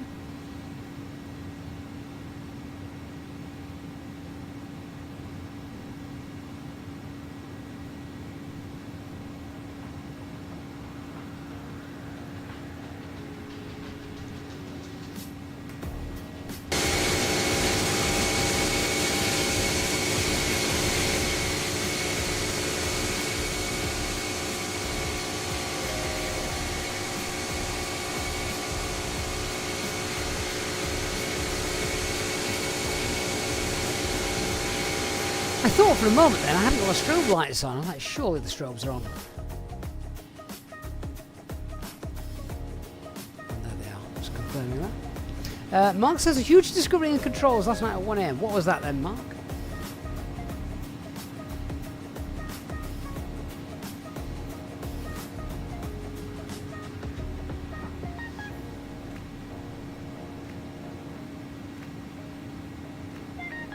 Everybody could do with every tip they can get with Flight Sim 24.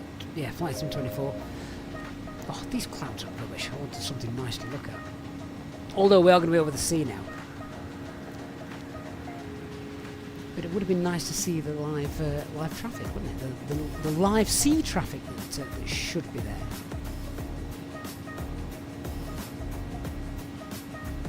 there. Say Toga, have we ever had an emergency landing? Fuel leak, ended up at Stansted. Can't remember where it was we were actually going either. Mark says your sensitivity struggles are over. What annoys me about the sensitivity page is nothing moves.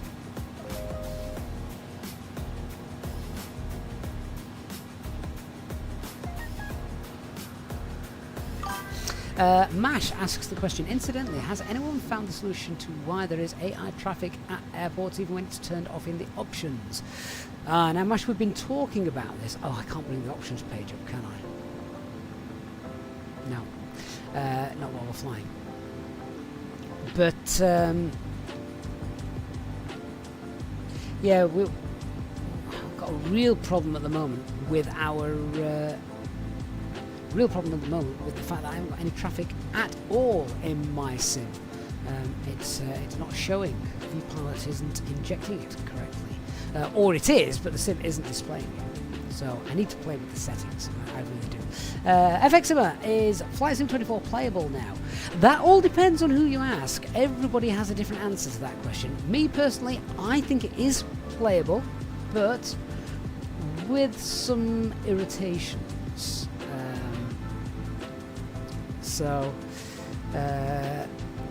Yeah, and Glenn says, hello from Down Under, nice to return to a live feed, finally. Yes, Glenn, we don't normally stream at times that would be pertinent to you guys Down Under, so great that you're able to join us today, and for a giveaway flight as well, so that's good. Colin Acton, good evening to, sorry, good evening, good afternoon. Good afternoon to you, hope you're doing well.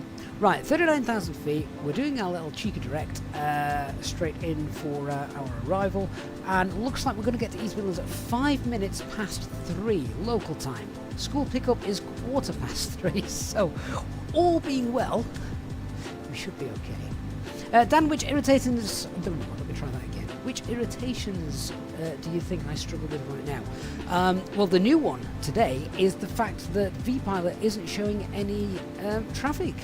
I've got no traffic injected into my sim, and I don't know what to do. And nobody else seems to have this option or problem. So I have no idea. I have no idea what's happened. That for me is my biggest problem at the minute. I want to see the skies full of contrails, but sadly I'm on my own. Jeff says the VATSIM controller will come online and reroute me. It won't. I will tell him I've got a medically ill passenger, and then he'll ask why am I a cargo aircraft.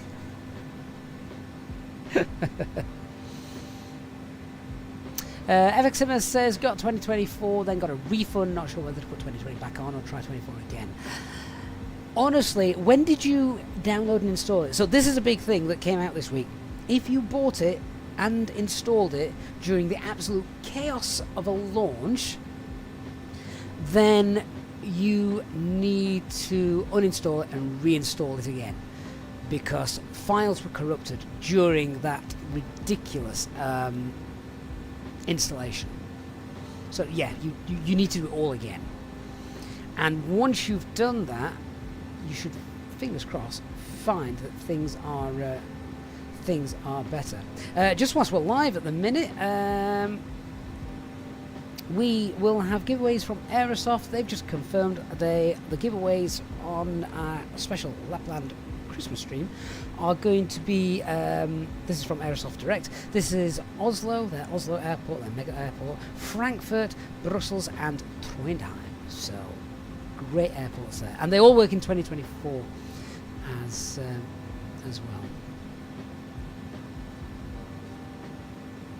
well. Thompson says, gotta love one guy on VATSIM who was simulating himself dying and needed emergency assistance. Saytoga says, a simulator with that. I'm not going to read that out, Saytoga. But it did make me laugh. Studio Case says, I had that issue. I had to completely remove FSLTL and then reinstall. Interesting, Stu. I'm going to try that then. What? So the entire base package, because that is a big download, isn't it? Canadian Flight Sim, good morning to you. So all I've been doing at the moment, with regards to my my FSLTL base packages, I literally just copied the community copied from my 2020 community folder and moved it over to my 2024 community folder, and it seemed to work, and it has done until the update on Monday, and now it's working. So FSXM, you bought it at launch and it was a shambles, right? FSXM, I would strongly. So what I have done and what I've advised everybody to do, if they bought it and installed it on launch day when it was an absolute mess, or even 24 hours after, uninstall it and do a brand new fresh install. It doesn't even take long because you actually don't download that much. When you do uninstall it though, uninstall it from the program files. Don't uninstall it from the Xbox app. Uninstall it from program files, because then it actually gets rid of everything that it needs to. And touch wood, it is working at the moment. Captain Q, good afternoon to you. Colin Acton says, all of my bug problems were solved by reinstalling and then deleting data from the WGS folder. Got the advice from the official Microsoft forum. WGS folder? I'm not familiar with that, Colin. Do share more information about that, because I'm definitely not familiar with that. Studio K says, yeah, had to remove it all completely. I had an issue where even on ground I couldn't see planes, only just about see their nav lights. Only way I could fix it was a full reinstall of FSLTL. Definitely will try and sort that out. Organ, when will Microsoft fix the bug with the right mouse button locking flight controls? I know this has been ongoing now for so many sim updates in Flight Sim 2020. I don't know what we have to do to get that to work. But it's a nightmare. I agree. It is one of the worst things and has caused me to veer off taxiways all of the time. Yeah, I can't believe it was carried over into 2024 either. I mean, are they even aware of it? They must be. Because it is very annoying. Captain Q, is there a way to get 2020 purchased airports from the marketplace into 24? No. So this is the thing that I think a lot of people are not quite understanding.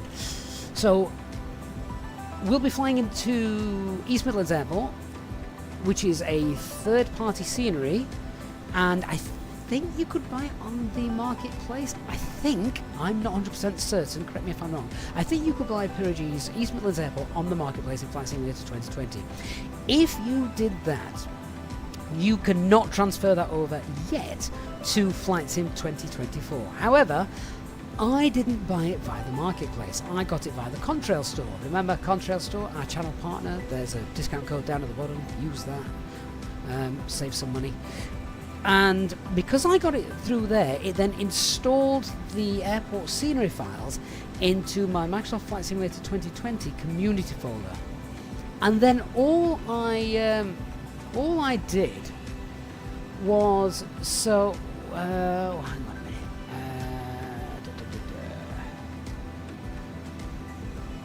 Right. So here is my community folder for Flight Sim 2024.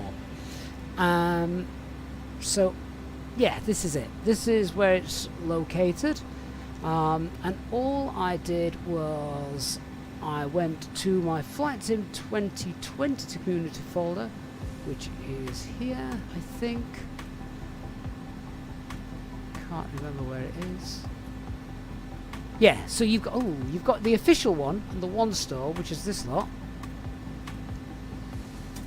So this is 2020. This is the official where you'd buy stuff from the marketplace. That's in here.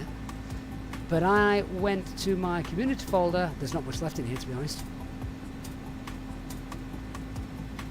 And copied a lot of the scenery files, literally cut and paste, into my Flight Sim 2024 community folder. So things that are in your community folder from 2020, you can pop into your 2024 folder, and they appear to work, or they are doing for me. I have heard people saying the one store stuff doesn't though. So there must be a different way there. So Captain Q, hope that helps to answer your question. So Organ's just asked that question. Can you copy stuff from the one store folder into the community folder Flight Sim 24?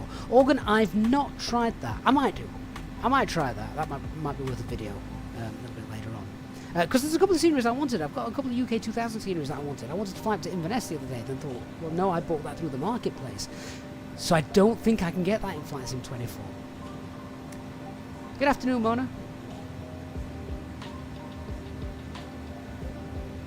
Lee says, when trying to copy stuff from the community folder, I get a message saying the organisation doesn't allow this. Bear in mind, I'm using a personal PC. Oh, there'll be an admin thing, Lee, that I'm not really au fait with, that you need to remove. Google might be your friend there. Mr. Charles, after reinstalling 24, I'm not able to see the arrow to select manager open climb or set the barrel on the Phoenix. Any ideas? Yes, you need to go to your settings, and then I've forgotten what it's called, guys, help me out. On the settings page, I can't do it because we're live and flying. I think it's something like cockpit interaction and mouse controls, or whatever. You need to set it to legacy. That's the key one.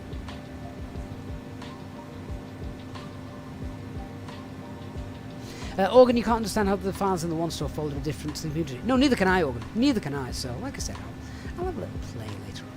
My kids are at a disco tonight. It's their school disco, so I might revisit and have a look. But I am excited about Flight Sim 24 because it feels like everywhere I'm flying to now, even though we've flown to loads of places, loads of times in the past, it's like revisiting it. So places like Gatwick look different. The scenery all around it, Luton, flying into my home airport of Manchester, for example, that's different. It's just awesome. Flying into Newcastle the other day, and I got animals running around beneath me, and no moose on the runway like we had on departure today. But it's more alive. The sim, I feel, is more alive, and it's that immersion that you want. Everything Sim says, I don't have my computer folder from 2020 on my PC. You won't have any series. That is true. So what I did is I got a pen stick, copied everything over to the... Mind you, I've got Flight Sim 2020 still installed on my PC. I'm not sure for how long though.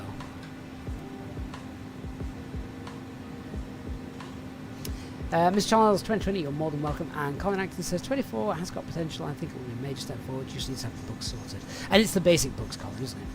So the first thing I'm going to do once we finish this flight is uninstall and reinstall FSLTL. Can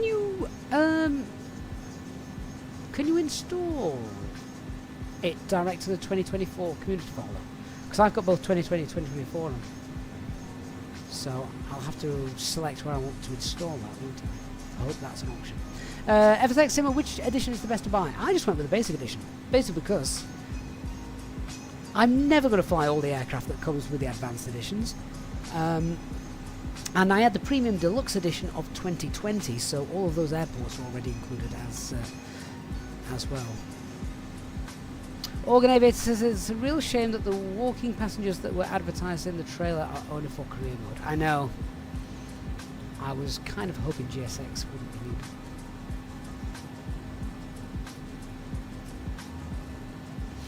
Thompson says the animals have had a lot bigger impact in my sim experience than I would have ever thought. Hopefully we'll get some sea animals and birds at some point. When you say impact, do you mean, Thompson, in terms of how real it looks and the immersion of it, or do you mean impact as in frame rates and performance?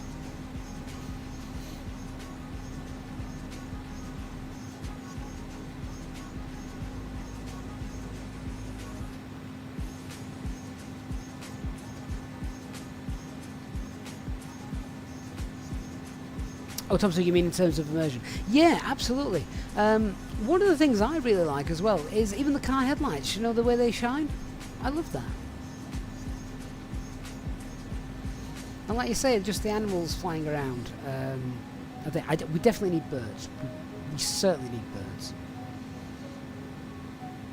There's a lot of birds in the world, and they all need to be. They all need to be there.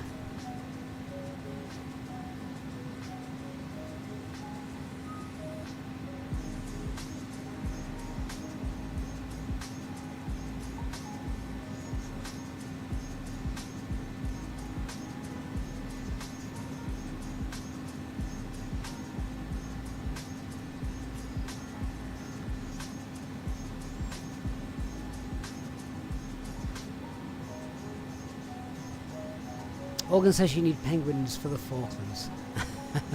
Hundreds of moose at... So, do you know what, Jeff? I didn't see a single one. And I've got my fauna turned on. I think I've got fauna turned on to Ultra because I thought it would be amazing. Scary Boy, any more info on the A350? I'm afraid I've got no further info on that at this time.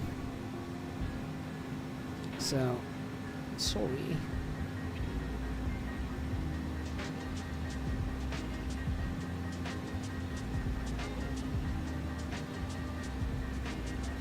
Dando, I find a lot of your Orbex products have not been crossed over even though they are now compatible. Do I have to manually drag the files to the community folder, or is Orbex one to avoid? Oh, definitely don't avoid Orbex. Orbex makes some awesome scenery, Dan. So they are basically working at making all of their sceneries available for Flight Sim 2024. And in the Orbex installer, you can basically, there's a drop-down menu at the top. You select Flight Sim 2020 or Flight Sim 2024, and then you just install. Go to my products and install them.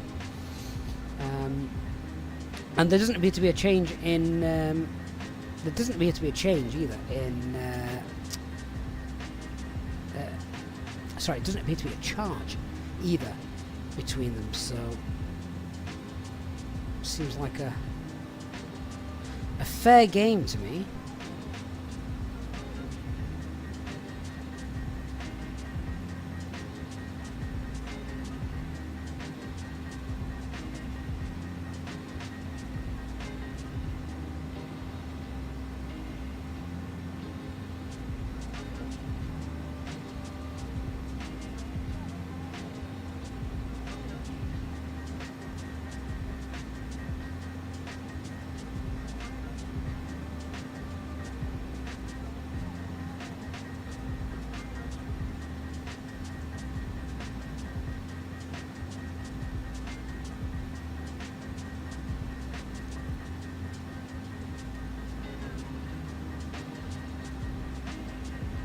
Dan says it remembers Purity fell out with Orbex, so I'm not sure if the airports I bought on Orbex 2020 will cross over.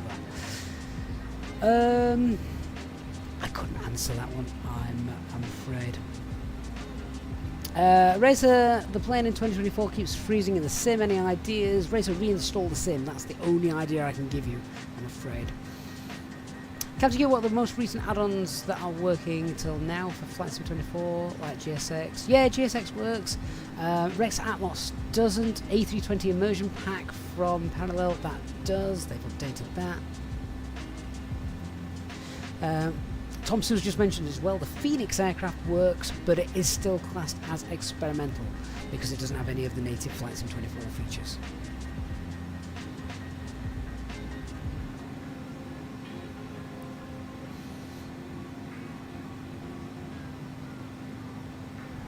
Well, we've just got blanket cloud everywhere, even it was a boring view.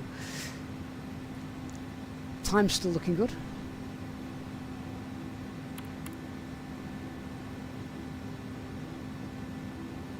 We've got top of descent coming up as well. So let's have a look then at the arrival. This is my favourite feature, of course, the tablet and the charts.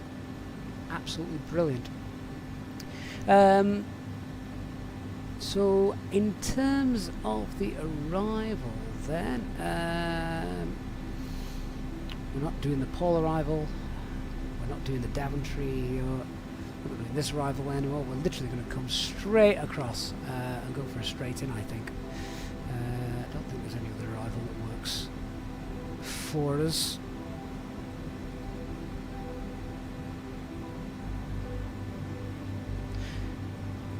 I mean, it's a strange route, this, isn't it? This arrival that comes around here. God, do you know why it does this? This route? Instead of just straight from Vegas to East Midlands, and instead takes you all the way around the houses, over my house more or less, over Doncaster, Sheffield, and around there. I mean, what a crazy arrival route that is. Anyone know why that arrival route is like that? And it's nothing to do with Manchester or Leeds or Doncaster.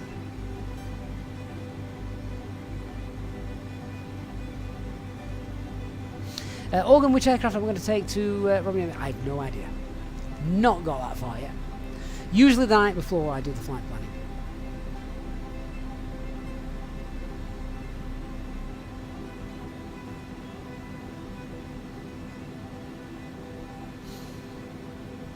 Yeah, crazy arrival route this.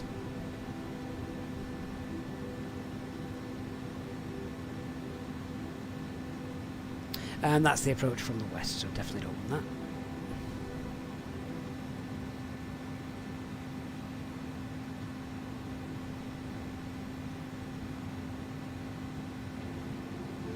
So yeah, we are essentially just going to be coming straight in.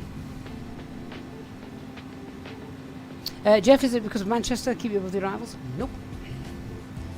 No, because if we were going direct, you'd be well out of the way of the Manchester arrivals.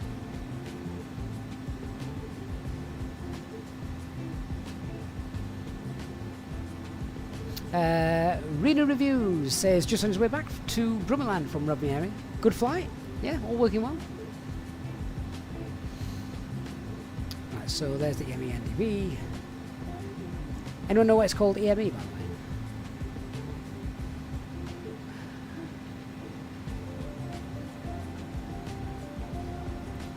It's East Midlands East.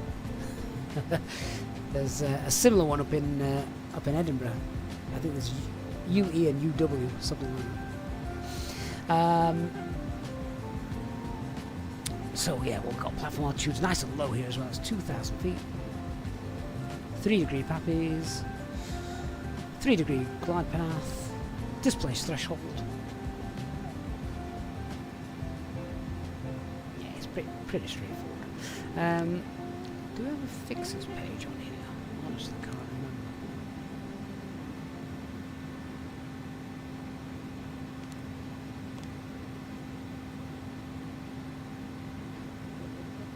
Ah, that was how we did the alternate. You got a flight plan, and then from whichever waypoint you enable the alternate. Ah, well, there you go. I'm glad they made it simpler than the 320.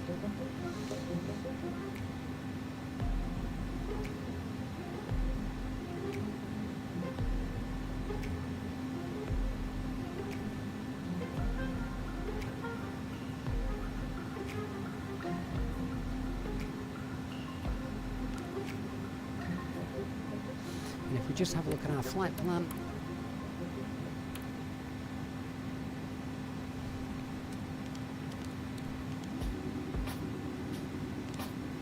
Yeah, there we go. Look, straight in approach, 2,000 feet, and on the ILS. A couple of things we need to do as well in this aircraft, because it's not a modern aircraft. 10935. We need to set that on the ILS. and we'll also need to set the approach course, which in this case is 268, I believe. Yep, confirmed.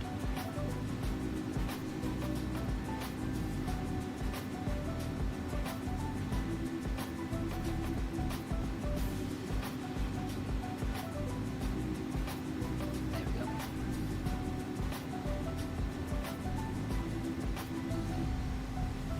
And then we're happy to roll right to the end of the runway, vacate to the left, and that is where the cargo bay is.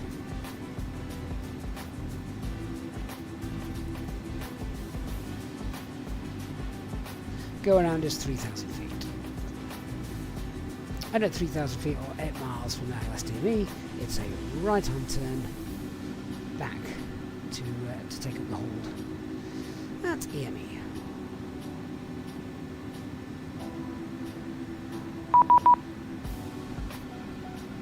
Scottish Controls online. Oh no. We're well off course.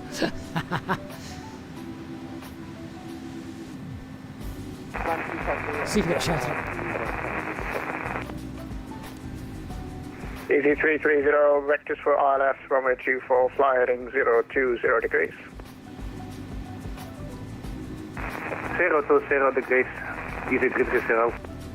Scottish Control, good afternoon. Postman 6788, flight level 390, direct Rotterdam. Postman 6788, Scottish, good afternoon, thank you. Yeah, I was just wondering, slightly off course there, but no problem, you can direct to Rotterdam, did you say? Yes, currently direct Rotterdam, then planning Dolas and straight in arrival to East Midlands if available. Understood, that's no problem. You can route direct Rotterdam, and flight level 390 is actually not available for your direction of flight. Are you able to either climb flight level 400 or descend flight level 380? We can descend flight level 380, Postman 3788. Very good, thanks. Descend flight level 380. Sending now flight level 380 and continuing direct Rotterdam, Postman 6788.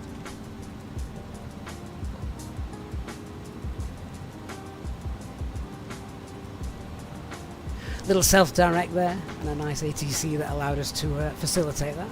It's wonderful. Easy 330, 30 miles, runway 24, descent to altitude 6,000 feet. Edinburgh QNH is 1033. Canadian is A300 more optimised in flight sim 24. Correction, the QNH is 1032. It's fine. It's absolutely fine. That sounds better, easy 330. The big help, of course, being the fact that Scottish Control, good afternoon, Lufthansa 5 Echo Juliet. it is all it's 350 all stored, isn't it, on your PC? 79er. Lufthansa 5 Echo Juliet, Scottish, good afternoon, thank you.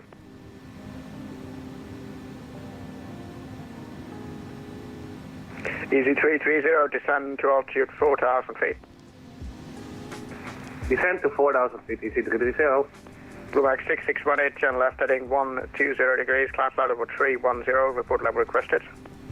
120, requesting your flight level 370. Confirm climb. AFM climb initially, flight level 310, get your eyes shortly. 12310, Bluemax 6618. So we're Fairline 415, climb flight level 27. 37, correction, climb flight level 370. Flight level 370 for some left weather 415. from East Midlands. Fairline 415, correction, that's you're requesting 380, so climb flight level 380. Okay, 380 for line 415. Oh, it's going to be a manual landing. Without phone board, administrator booking clearance, I'll get them. So QNH 347, 3031. Scottish, good afternoon, thanks.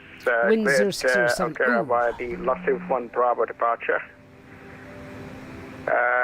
No, correction, it's going to be the That's not what I Lossiv 1 wanted. Alpha departure, runway 23, squawk 1250. That might not work in our favour. Lossiv 1 Alpha departure. Might end up now doing a 1250 for a circling approach.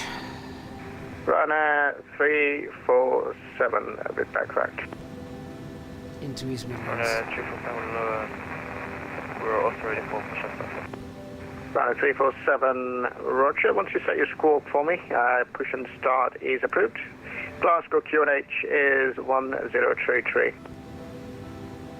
Setting the scope now and push and start for 1033 for Yeah, so I think... Slovak 6618, resume on navigation to Agbat, climb flight level 370. I think we are now going to be on a different runway. navigation direct Agbat, Slovak 6618. Shed X20 Alpha Golf, you'll be in my space shortly. The next sector is offline. Monitor Unicorn 122.8. Bye. Unicorn 122.8, Tonic 20 Alpha Golf, clear, see you.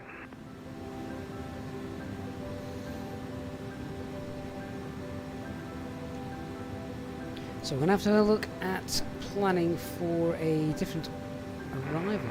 Scottish Control Easy 64 Yankee Golf, holding short runway 23.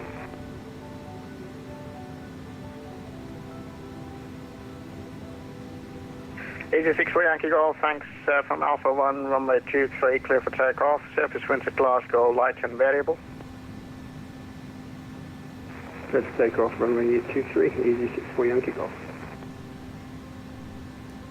Although 5 minutes ago, aircraft landed on 27, Jet 2, so maybe not, maybe not.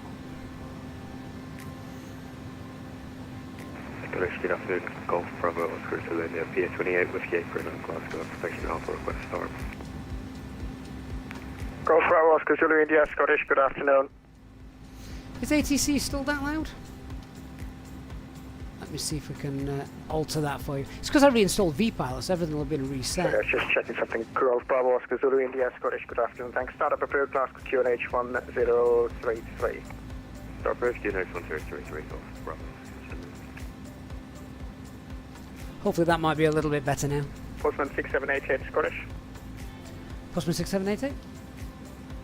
Any chance you're able to route direct to Valak? It's actually going to be on the Hamel 1 Echo arrival. And just confirm that Bravo Alpha Lima Alpha Kilo. Negative, it's Valak. Whiskey, Echo, no question, Victor, Echo, Lima Alpha Golf. We can go direct to Valak Victor Echo Lima Alpha Golf, confirm. Excellent, that is correct. That's just, we'll just help you out with the arrival into East Midlands. No problem, we'll go direct Valak and then Hamel 1 Echo, Postman 6788. Oh, didn't want that.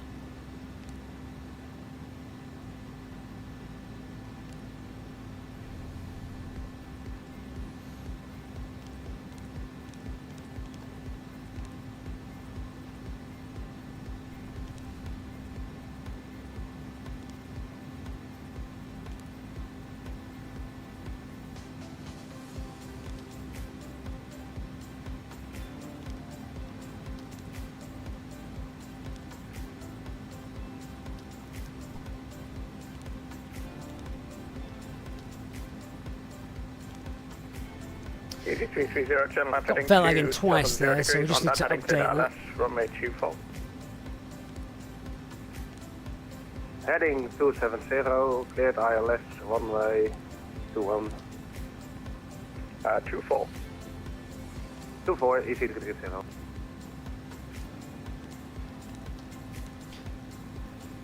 Okay, what time's that going to get us in? Oh, it's not going to work. Golf Bravo, Oscar Selenia, request taxi. Golf Zulu India, roger. Are you able to depart from intersection Yankee 1, or do you need to taxi onto the other side? I can take intersection. We'll see how far we can go before I have to Yankee 123, Golf Zulu. abandon this, which will be really annoying. But I'm not going to go against ATC just for personal reasons, because that's not fair.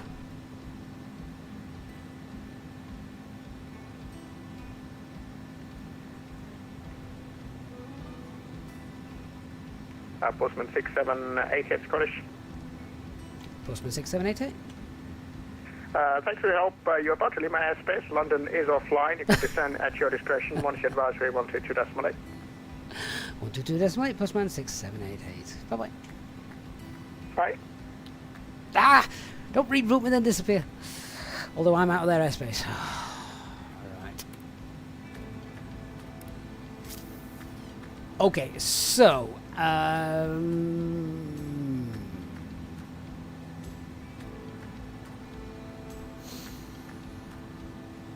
do we go back direct dollars? That's ridiculous.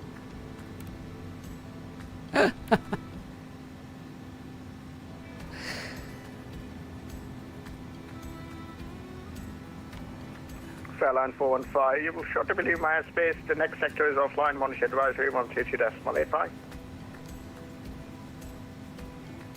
Monster advisory for the line 415. Thank you for service. Goodbye. Right. Okay. So. Quick look.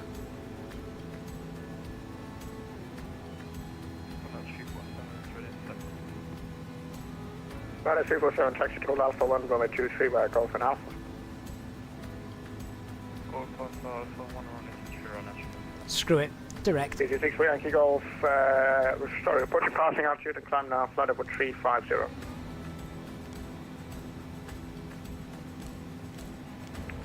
Passing 6,000, climb to flight level 350, easy 6 for Yankee Golf. ILS 27. Dropping up the Sleeper 64 Mike Alpha, holding Delta 1. No star. Easy 24 Mike Alpha. Insert. Steeper 24 Mike Alpha, Scottish, good afternoon, thanks. Stand by, call you back shortly. Break, easy 330.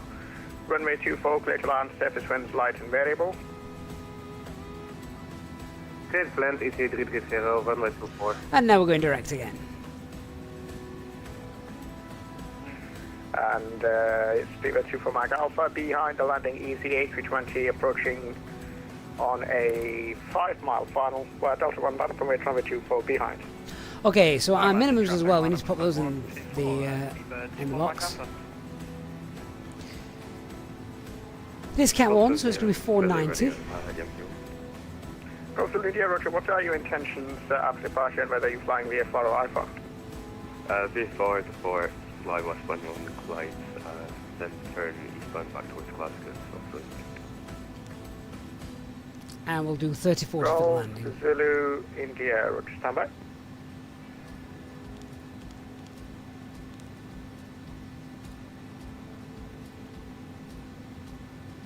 Right, and we now need to get down as well.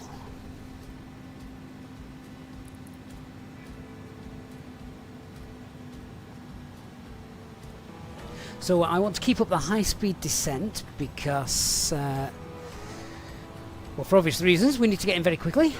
And we can now concentrate on hold position after departure our to arrival. leave the Glasgow control zone to the west, nautical altitude 2,500 feet. On Glasgow QNH 1033, the squawk is 2601.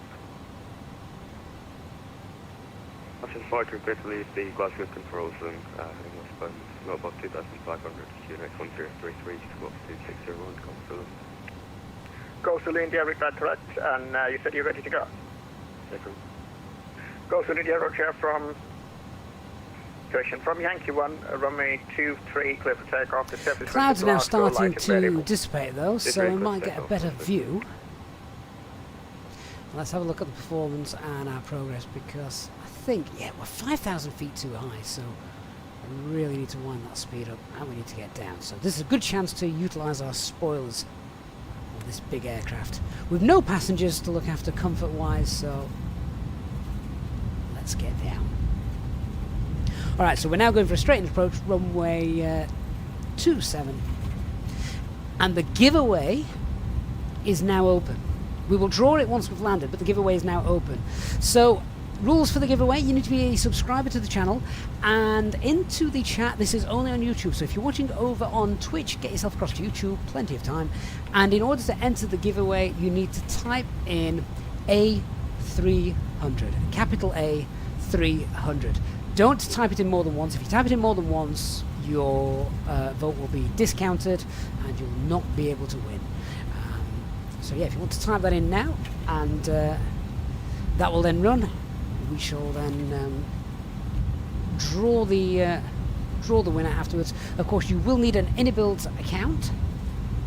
to enjoy this. And a reminder that this is the Microsoft Flight Simulator 2024 edition of the Airbus A300. Runway 347 via for 1 line up runway 34. Location line up runway 23.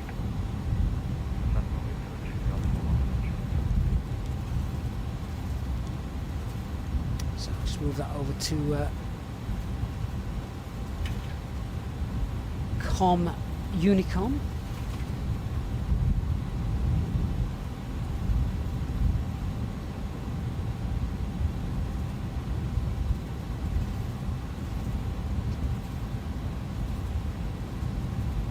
So we've got a very good chance of people winning at the moment. At the moment, there are only 30 entries.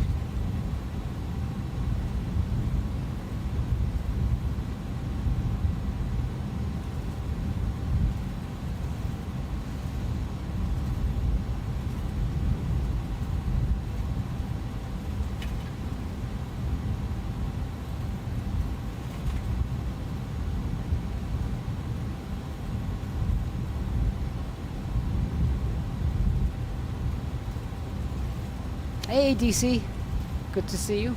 You've joined us just at the right time. We're now at the business end of the flight.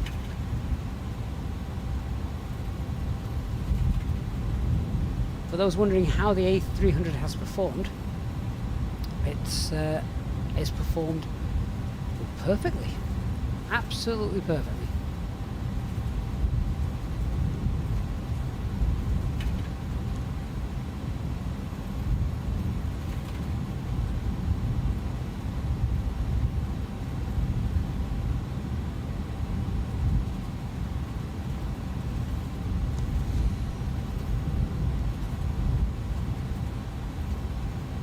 So we're literally now just monitoring our arrival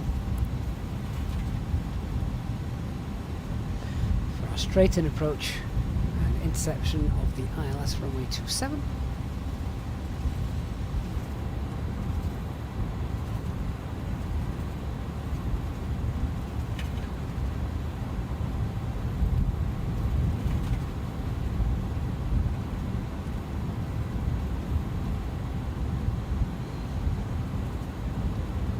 All of the UK seems to be covered by clouds.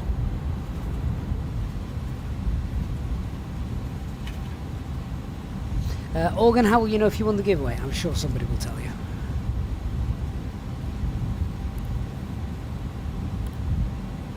You have to go to college in 15 minutes. I have to land in 15 minutes.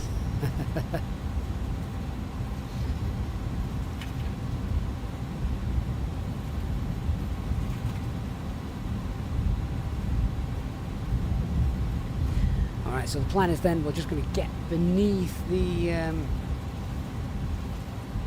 profile, which we're at the moment, and then we'll look to put it back in managed mode. QNH is 3031.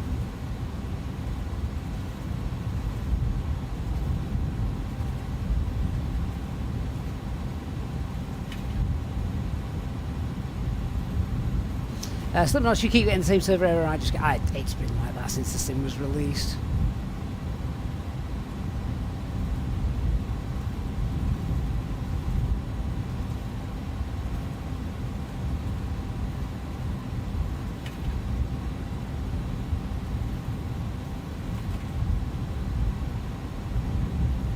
Can't say there's anything wrong with these views though, can we?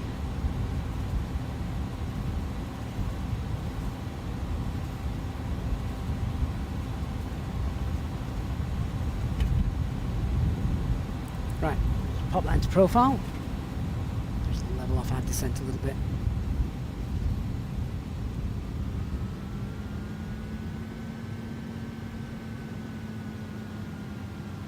"44 entries at the moment, and just looking at the poll that we've had running throughout our stream today regarding the FS Labs A320, 237 votes. Will you get the FS Labs A320? 11% of people, correction, 19% of people said yes, 81 said no.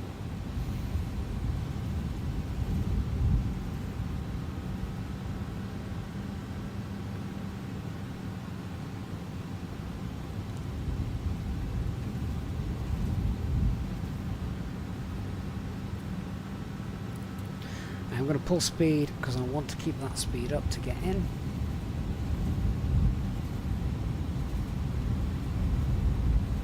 Wish that message as well, just if they have to display it, I wish it just popped up down here somewhere out of the way.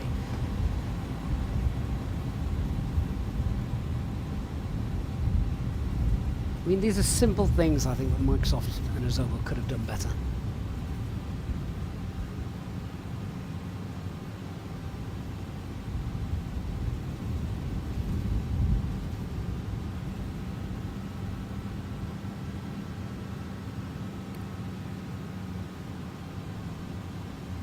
So we flick the switch to ILS, I'll pick up the information when we get a little bit closer. So there we go, that's flight 120. And we need to continue that descent now, all the way down. So retard, alt blue, using the speed.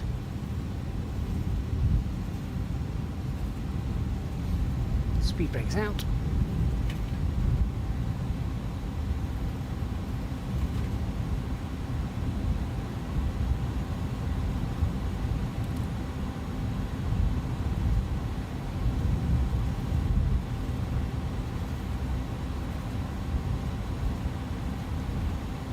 Not sure if I can get closer to these windows to have a look. Oh, actually I can. That's quite nice.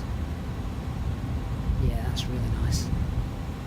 Do like that. Little serial number as well there in the bottom left hand corner.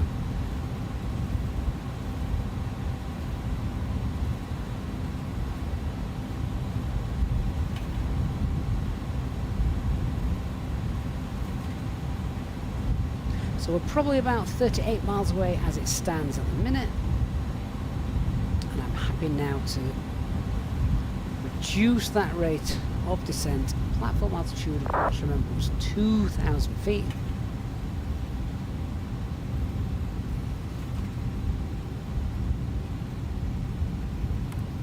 Speed brakes away because we're below the profile, we don't need it. Start to reduce speed, 250. High speed approach for this one.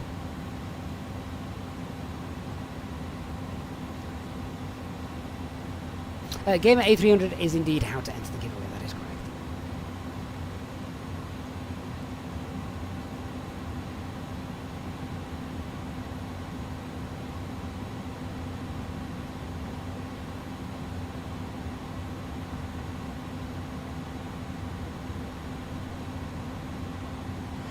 QNH is set. So approach checklist. Barrow ref, QNH is 3031. Seatbelts not required. Minimums are 420 set. Use auto brake low. We're going to roll to the end of the runway. Engine mode selector is null and our EFB is stowed.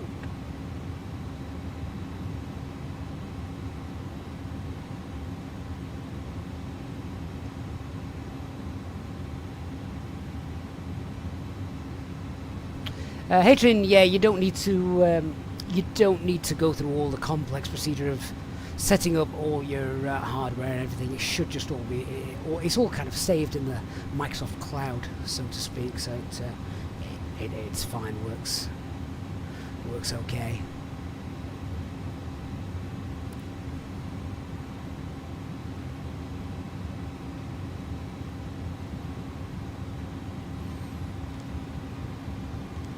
Right, final approach mode is activated.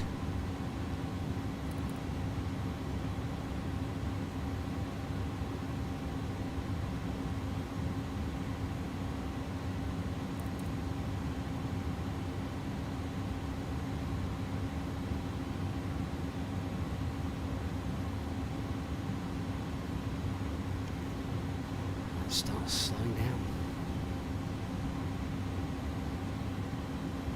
I forgot I have to actually set these manually, don't I?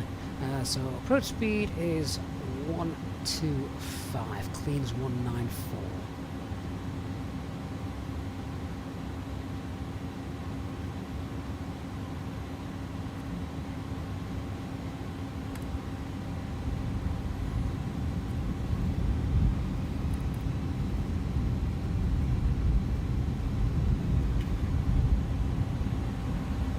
Hear the sound of the spoilers. Anti-ice will need to come on. Actually, no, it's warmed up a little bit, so we don't need anti-ice. Although it does say TAT is 9 degrees, so I will pop that on just for a little while.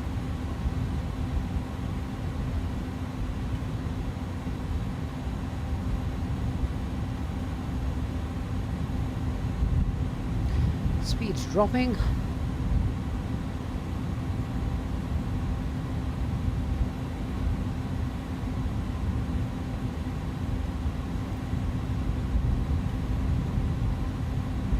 Might need to configure early because we were a little bit fast in the rush to get in.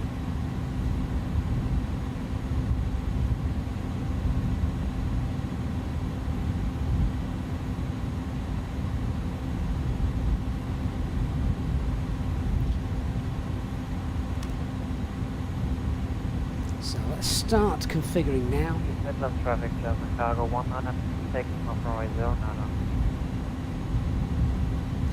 Aircraft coming in on 09er, and East Midlands traffic postman 6788 is 11 mile finals and actually inbound runway 27.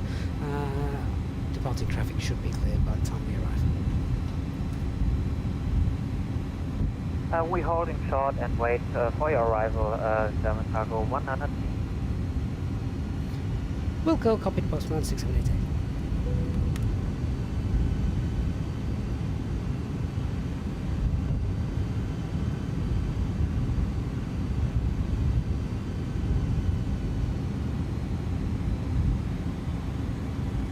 Here comes the localizer.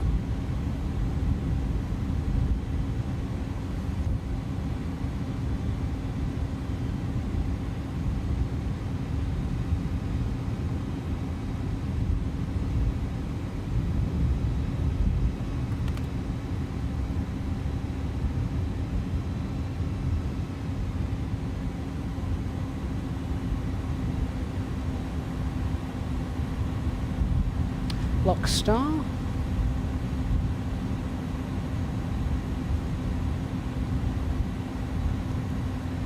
Just need to pick up that glide slope. There's the fog and haze that has been reported. Glide slope star as well, so that's copied. Flaps full. Let's get all the lights on.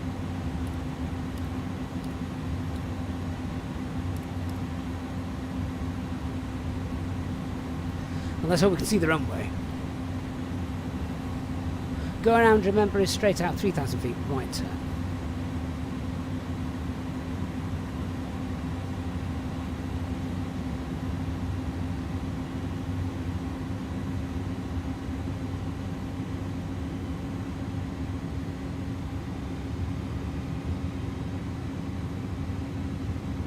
So that is what I believe they refer to in America as the slam dunk approach. 5 miles.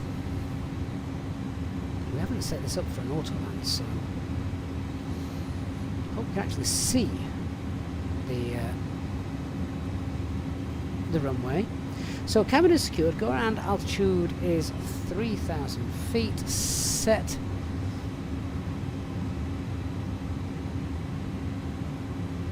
What we need to do now is see an airport. Just see the ground down here, but it is hazy. Very hazy. 420 feet is our minimum descent altitude. East Midlands traffic postman 6788, 3 mile final, ILS 27.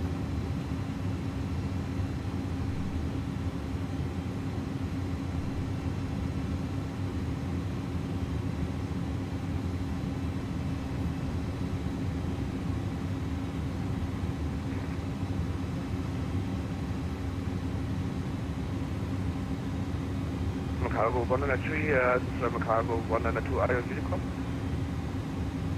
Yeah, we are in Unicom, German Cargo 103. Ja, welche Bahn benutzt du? Starten 09er oder 27?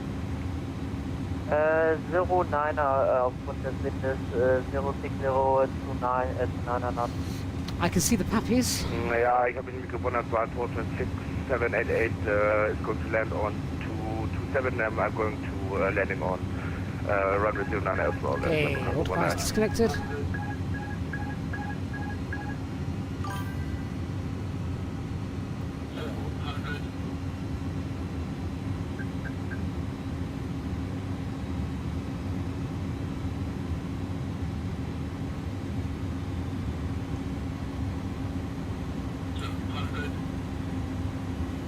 With traffic, German Cargo 102 heading to the north about 410 miles and heading to the west while waiting for the departing aircraft at East Midlands, East Midlands traffic.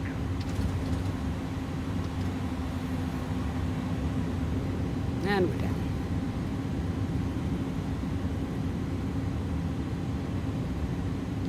The problem with the other aircraft is I can't actually see them.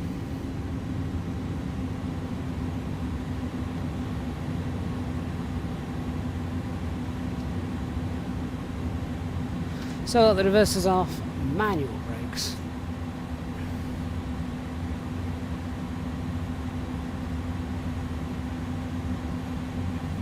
And let's vacate. Okay, I think we've got enough time then to run a replay and then we'll draw the winner.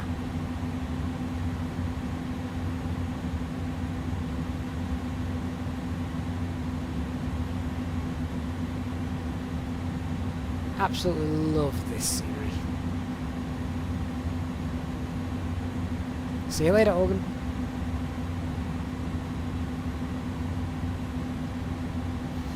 Hey Andy, yeah, broken 200 in the miss, and indeed it looks awesome, doesn't it? Midwest traffic, German Cargo 103, landing on runway 09 and taking off.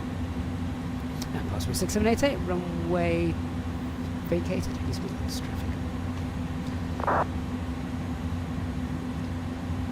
Alright, so because we are in a little bit of a rush, I'm not going to taxi all the way down to the cargo bay. That's down there. So let me just get off of VATSIM. We've done that. We came down. We made it.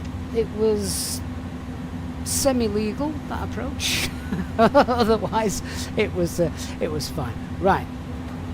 So, if you haven't done so already, now is your chance to enter the giveaway for a copy of Inibuilds brand new A300 for Microsoft Flight Simulator 2024. This is the 2024 Premium Edition giveaway that we're doing for you today. We'll just set up this replay and we'll have a little look.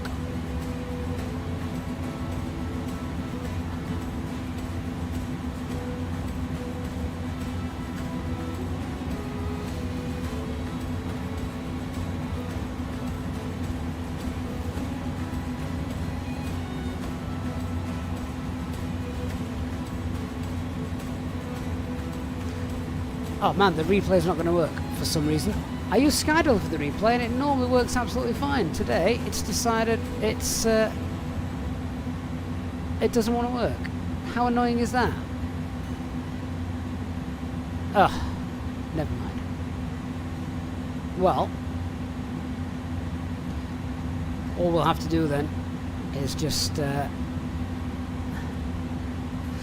do the giveaway. I'll give you another 60 seconds or so, and then all you need to do is, as I say, enter into the chat the giveaway. And A300 has to be a capital A as well. Only enter once. Entering more than once will invalidate your entry. And you don't want that. But how strange that it no longer works. There's the spoilers still, obviously, down. Should we go and find a more realistic looking place to pop the aircraft with the spoilers out? Right on landing, about there, something like that. But yeah, absolutely love this scenery. This is the problem, everything has to be streamed and downloaded, although to be fair, Purity doesn't, because it should be installed. Clever says Azoba chose the wrong replay dev tool. I know, because Skydolly in Flight Sim 2020 is absolutely perfect, isn't it? Alright guys, we have got 65 entries. 65 entries. So I'm going to run this giveaway, then I'm going to have to jump to the school run. But guys, thank you so much for joining me today. Hope you've enjoyed this aircraft. I hope you've enjoyed Flight Sim 2024. It's getting a lot of bad press at the moment. Understandably so in a lot of cases. I need to go and sort out my V-pilot and model matching. So yeah, the winner then of our giveaway. Remember, the winner does need to have an Inibuilds account. You've got 24 hours to contact me after the stream. You can email me, you can get in touch on Discord, and after that then we'll get this added to your Inibuilds account. So the winner of the beautiful A300 Premium Edition for Microsoft Flight Simulator 2024 is SS Sierra Sierra. Congratulations, SS. You are the winner. You have got yourself this beautiful aircraft, which I think we'll all agree today has performed absolutely flawlessly. The only thing that hasn't performed well today is the replay. Aside from that, it's been amazing. The aircraft looks super. The scenery looks super. The broken mist was perfect. Yeah. I can't really say anything bad about today's stream, guys. It's been epic. The sim has worked as intended, and I was a little bit worried about doing it because it's quite a long flight, quite a long stream. We've been live for nearly 3 hours now, and I thought, you know, there's a good chance it might not work, but apparently it did. So that's great. Thank you so much. SS Yesway, you are the winner, so congratulations to you for that. Yeah, get in touch with me. I just need your Inibuilds account, login, email, and we'll get this added to your account as soon as possible. So thank you very much, guys. A reminder, we have obviously got our Christmas stream next week on Wednesday. If you didn't win today's giveaway, you've got a very good chance of winning the giveaways next week because there are loads. Our Lapland Christmas special flight. It will probably be the one to end the year because I'm actually going away this year. So it will be probably our last stream of 2024. That sounds crazy to say that. So make sure you're with me next Wednesday, full day stream, and really looking forward to that. Please do remember you can get this aircraft as well via the links in the video description to Inibuilds. Using those links as well also supports myself and the channel, so thank you very much for that. We've also got the discount code from the Contrail store where you can pick up scenery both for Flight Sim 2020 and Flight Simulator 2024. That discount code, of course, getting you 10% off your entire basket. It's a one-time use code only though, so spend it wisely or set up one account. And until next time, guys, thank you so much for watching, and I look forward to seeing you on our next live stream. Thanks, guys. Have a good day. Bye bye.